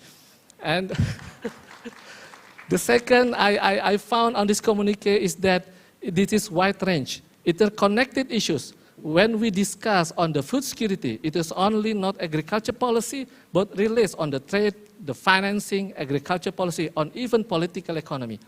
It is very difficult, ladies and gentlemen, when we discuss on the food security. I discussed with the World Bank at least 9 existing global initiatives. United States has been cooperating with IFEs in managing the action plan how to tackle the food security. The World Bank has provided $30 billion in tackling food security. 12 billion is actually for the next 15 months. The 18 billion is unused landing from the previous period. I talked with the WTO. They have also thinking about how to manage the export restriction, how to phase out. This is also need a cooperation globally.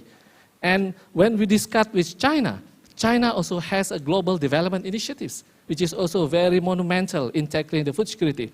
But when we discuss about how to synchronize the global initiative in tackling food security, now become a political economy questions. So we need, I think, some advice from Think 20 experts, from Think 20 professors and all think tanks, how to manage this. The food security is not only the question of financing, trade and agriculture policy, but also there's a political economy side. Maybe I'll stop here, then going to the next response. Thank you. Thank you very much, Pak WMP. Thank you for giving us a sneak peek to the G20 process, especially from the finance track. And I believe Prof. Bambang was also very proud to have a student like you. And we can be quite confident that the finance tracks will have a very concrete deliverables, especially under the chairmanship of Ibu Sri Mulyani, our Minister of Finance, and also Pak Wempi Saputra as the FUTI Chair of Finance track. So yeah, I think this is a really good moment actually for us to discuss about the cooperations that we have discussed so far. This is a really good chance to conclude our sessions. But I asked Pak Jerry and I asked Pak Wempi whether they would be willing to accept for some question and answer.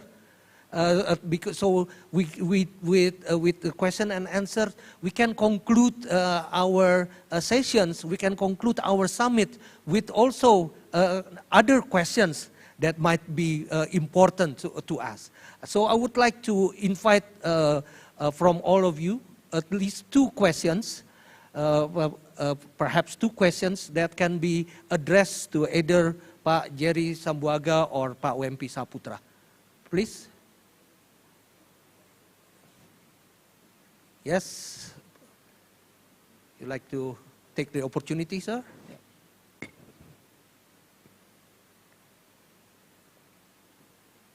My name's Alan Donnelly. I chair the Health 20, and I want to congratulate the Indonesian presidency for the creation of the FIF. It really was a massive task coming out of the Italian presidency, and we didn't think we would get there. And I do think the guidance from the Indonesian presidency has been excellent. My question is about the future of the relationship between health and finance ministers. And also I want to put a specific proposal to you, because we had our Health 20 meeting in Geneva on Friday at the World Health Organization. There's a gap between, at the moment, the Financial Stability Board looks at climate change and looks at the potential shock to the global economy. There is no mechanism for the World Health Organization to feed into the Financial Stability Board. And we had the Director General of the FSB at our Health Summit on Thursday and Friday last week. What I would like to ask you is, given that the cost to the global economy of the pandemic has been so massive, could we try and find a mechanism whereby at least once a year a report is given to the Financial Stability Board on the potential risks, because at the moment there is a very serious disconnect. Thank you. This is very good questions. Thank you very much, sir. There is a study from international financial institutions about what is the cost of the pandemic. They mentioned 12.9 trillion US dollars. So we have gathered only 1.4 billion US dollars. Actually, the study of the financing gaps of the pandemic PPR, 31.1 billion US dollars. It consists of two levels. On the national levels, which is 26.4 billion US dollars, and the global level, 4.7 billion US dollars. Fortunately, out of the 26.4, 19.4 is already provided by the nation, especially from the developed countries. So the remains is 7 billion US dollars. And the global level, 1.2 is already provided, so remains 3.5. So combined 7 to 3.5 is 10.5 billion as a financing gaps every year for the pandemic PPR. You mentioned this is very, I think, what you call it, coordination mechanism between the health and finance ministers is a must. Now, the discussions is not only about the governing body of the fifth, the implementation side of the fifth, but also how to manage the central role of the WHO. In this case, we try to put WHO as part of the member of technical advisory panel in the fifth governing body. The rest is how to connect between the fifth governing body, the G20 process, as well as the task force who manage the process from the beginning. So we need some expertise from international financial institutions like the World Bank, the OECD, and also the FSB. The questions you raised is very fundamental.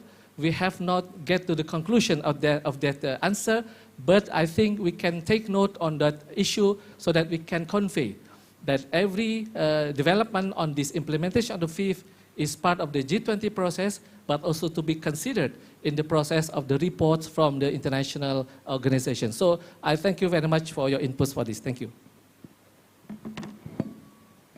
Thank you, WMP. Thank you also for the very, I think, very good recommendations to the implementations of FIF. I would like to invite other questions. All right.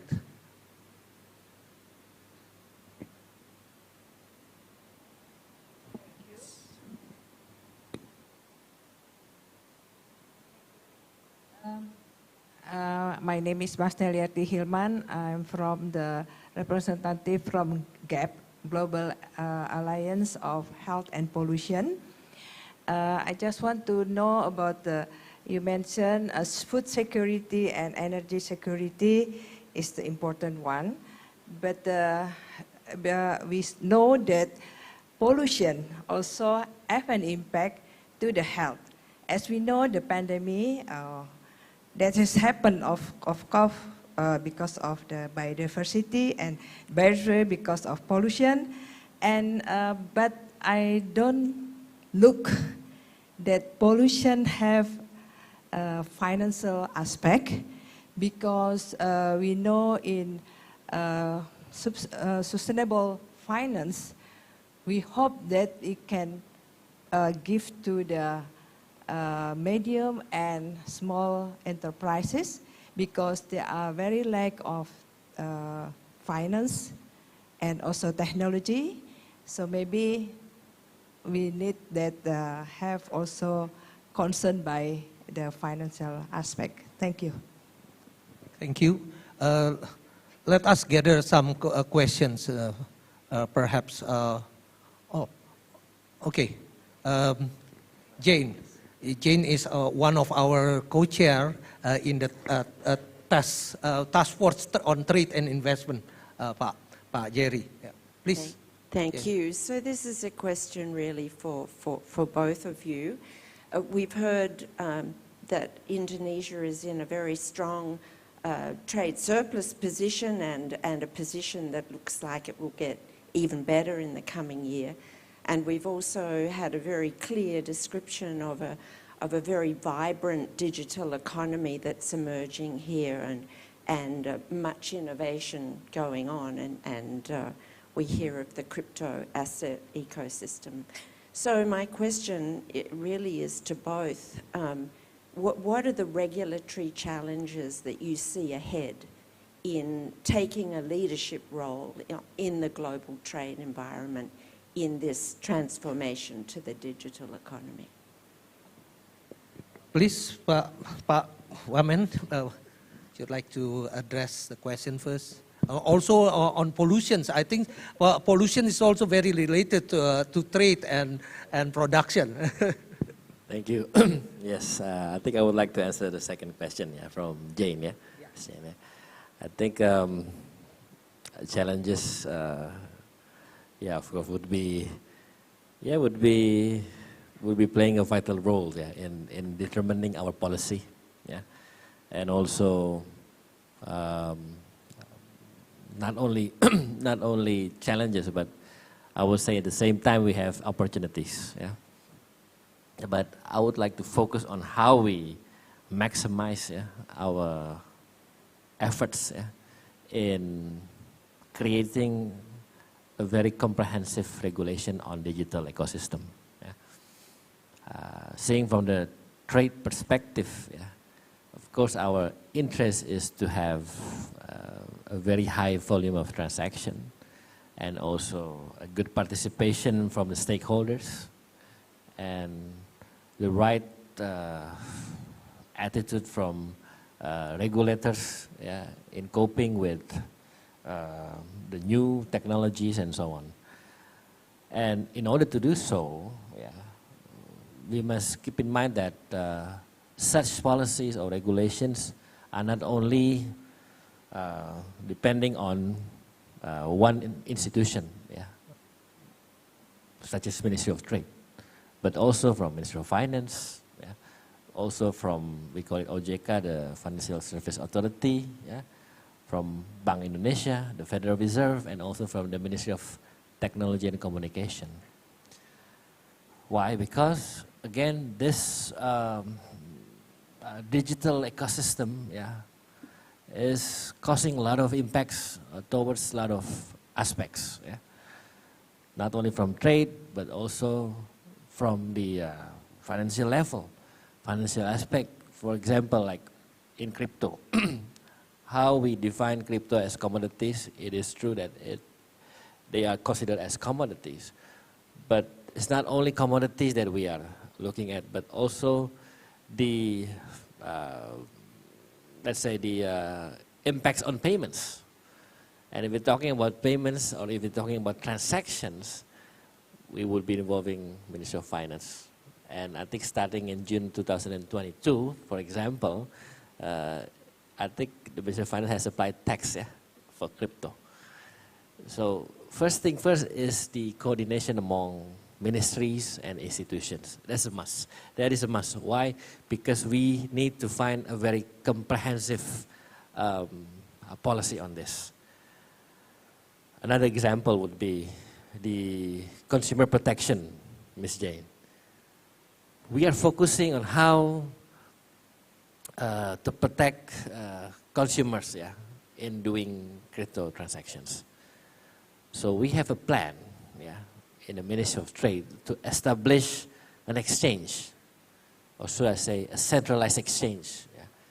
And if it's established by this year, it will be the first crypto exchange in the world that would be coordinated by government. Right? We try to do so. Why? Because we want to make sure that consumers are safely protected. By having this exchange, we would have the custodian, the depository, the clearings, and then all the administrative data would be recorded well and in a very good system, systematically organized. And by doing so, we have to coordinate again with the Ministry of Finance and, of course, with the Financial Service Authority. So every single policy that we make, not only digital, we must have a very solid ground on how coordination among institutions are properly executed. And then second, we must be open to any kind of, let's say, inventions or any kinds of improvements, particularly talking about technology.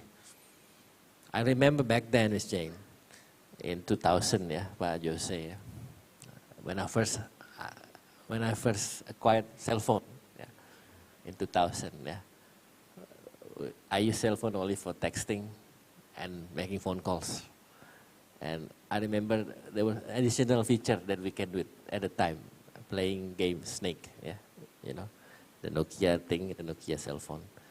And back then in 2000, now in 2022, we can do a lot of things with our cell phone. If we stop receiving these movements or these improvements of these inventions on any kind of thing, including cell phone, just to make a very simple case on this, we cannot cope with this improvement of technology. Same thing as crypto now. And also, I would like to give another example on how we digitalize our payment. Yeah. We have been closely coordinating with Bank of Indonesia, the Federal Reserve, that with Ministry of Trade, we are trying to digitalize payments for traditional markets. Again, coordination with Bank of Indonesia. We have approximately 16,000 traditional markets all over Indonesia. And if you go to the eastern part of Indonesia, where I come from, Ms. Jane, from North Sulawesi, yeah, it is becoming a very strict challenge, to have this kind of payment electronically. Why? Because the ecosystem or the infrastructure is not really performing. Right? Because Indonesia is a large nation, consisting of thousands of islands and so on. And we must define and we must establish a very good infrastructure. And again, it is a matter of coordination among institutions. Also, working closely with Ministry of Public Works, for example. So it's not only one man show, or it's not only one person show or one institution show, but coordination among institutions, cross sectors and developments. And not to mention the local governments, Ms. Jane. Yeah, because we've been adopting regional autonomy since 2000. Yeah? The provincial government, the region government, and so on. And sometimes it's also a challenge to coordinate with them, because they are not elected by the central government. They're elected by their own people in the regions. Right? And in order to create such policies, particularly dealing on ecosystem or digital ecosystem, it's not that easy. It's quite a challenge. So I would say coordination among institutions, and also flexible to any kind of improvements, particularly technology, information, and so on. But the very bottom line is coordination. And we must work together. And I think our government is on the right track in responding to any kind of invention that we have. And thanks to the Ministry of Finance, also Ministry of Industry, State-owned enterprises, Bank Indonesia, and OJK, and so on, that have been contributing lots of support, not only to the country, but also to the society. So I think, that's one of the challenges that we can share with you, Ms. Jane. Coordination is very important, and I think the most important thing, above all. Thank you. Thank you, Pak Jerry. Pak Wempi? Thank you. Thank you, ma'am, for the question. I think this is very good. First, on the health issues, actually, because we have been experiencing the pandemic effects, so everybody in the world now is facing the same problem. That is why much more serious in discussions. But there are two, at least, fundamental questions so far in discussing this financing support for the health issues. The first, how to increase the resiliency of the health system domestically, because we cannot invest by using the FIF without increasing the resiliency of the health system domestically. The second issue is how to utilize the global cooperation in the wartime. This is also the lack of the, the questions when we discuss with our co-chairs about how to utilize and, increase the global cooperation in the wartime. The second, actually, on the issues of the pollution, or maybe on the climate, maybe. In this case, we have been trying to, discuss and thoroughly manage the so-called country platform. There are three questions. How to ensure the transition framework, transition finance framework properly. The second, actually, is related to the accessibility and the affordability of the sustainable finance instrument. And the third question on the policy incentive from the government about the pollution on the climate. Unfortunately, not all G20 members are on the same table when we discuss on the what would be the benefit of this, how to tackle the climate change. We understand there are different stages of development. When we discuss, there is a carbon word there in the communique or maybe on the paper. Some members would like to give many recommendations. I think it is not a good time to discuss this. We are in different stage of development with advanced countries, how to manage maybe a different, different fora. On the other hand, there are an increasing, to become a piloting countries like Indonesia, Vice Minister Sambuaga mentioned on the climate, Indonesia, Philippines, and Vietnam. But still remains one question about the taxonomy. So many members asking, so what is the difference between JETP, which is implemented in South Africa, with the Indonesian energy transition mechanism in Indonesia? And what is the difference between to be implemented in India?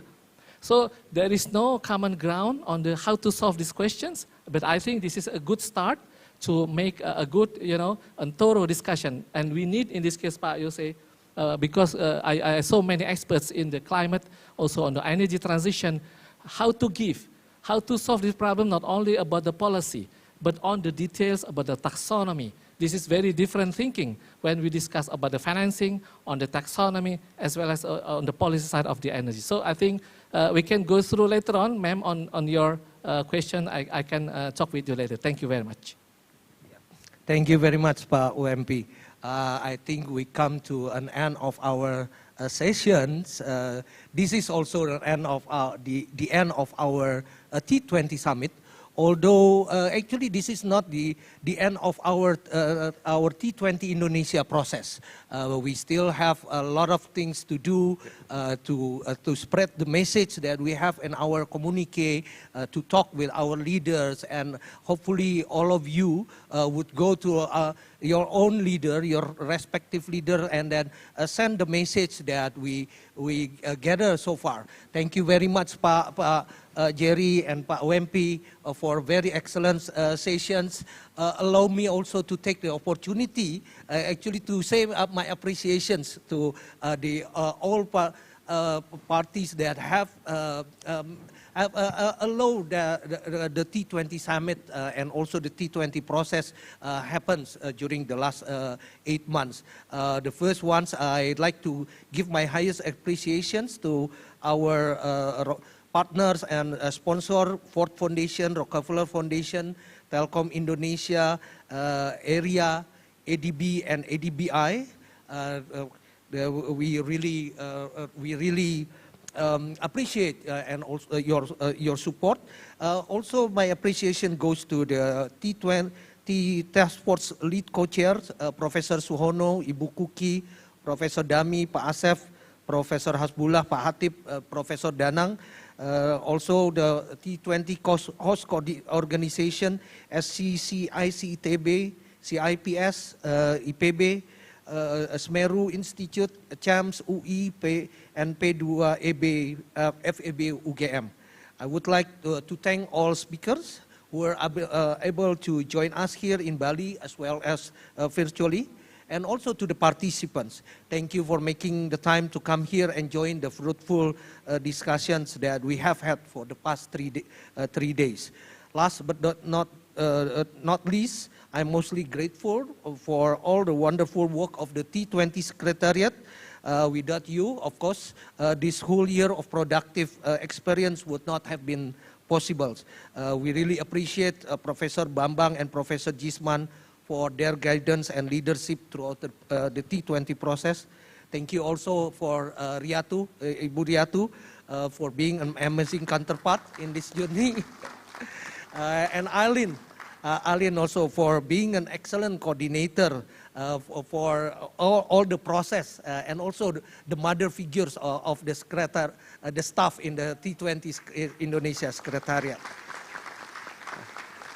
I like also to say my appreciations to our staff, Veronica, Amalia, Faradina, Firly, Nia Kurnia, Rania, Wildan, Novia, Siva, Maria Catherine, Nuroji, Kalista, Tuku Rifki, Rocky Intan, Adinova Fauri, and Randi Rafitrandi.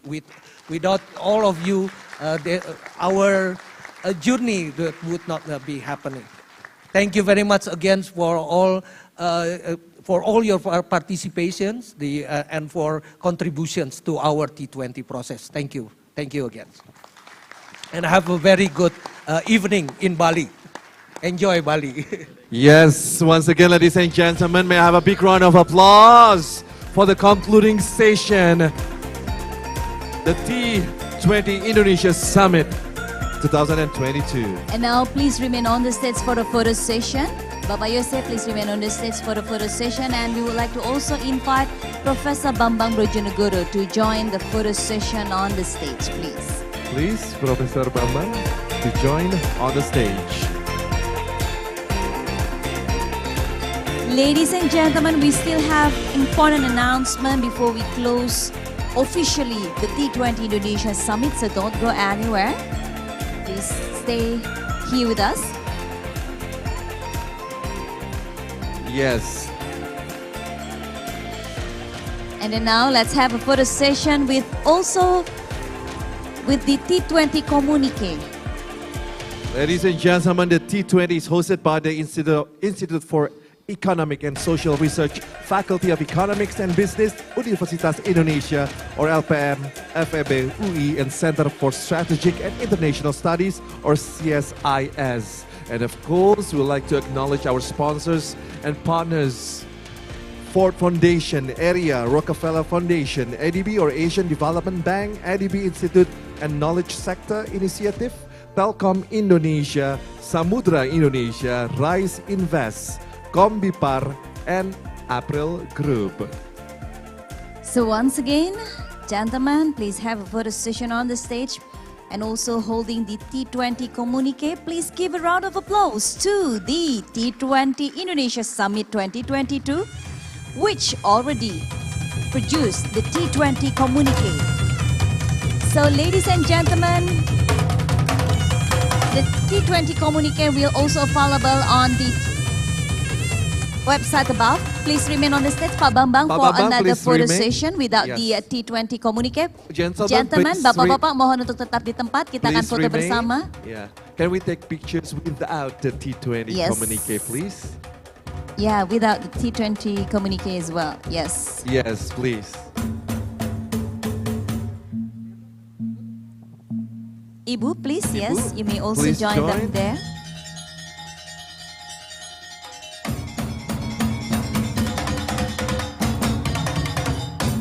This is such an amazing moment, ladies and gentlemen. We're almost at the end of the T20 Summit Indonesia 2022. So probably maybe one step to your left. Yes. To make sure that all of you here on the stage are in the center. Thank you so much once again, and let's give another round of applause to each of us who already contributes and also participate during the T20 Indonesia Summit 2022 and the whole activities of the T20 Indonesia. Terima kasih Bapak dan Ibu, silakan dapat kembali. Thank you so much. Thank you. Well, distinguished delegates, ladies and gentlemen, we still have another activities for the T20 Indonesia. So we will have the press conference at the Paruman Ballroom, and tonight we're going to have a dinner at the Green Restaurant at 7 p.m. Bali time. So you can also join us for the dinner. Dinner time. So reckon to see you at the dinner time. But it is time for both of us to signing off.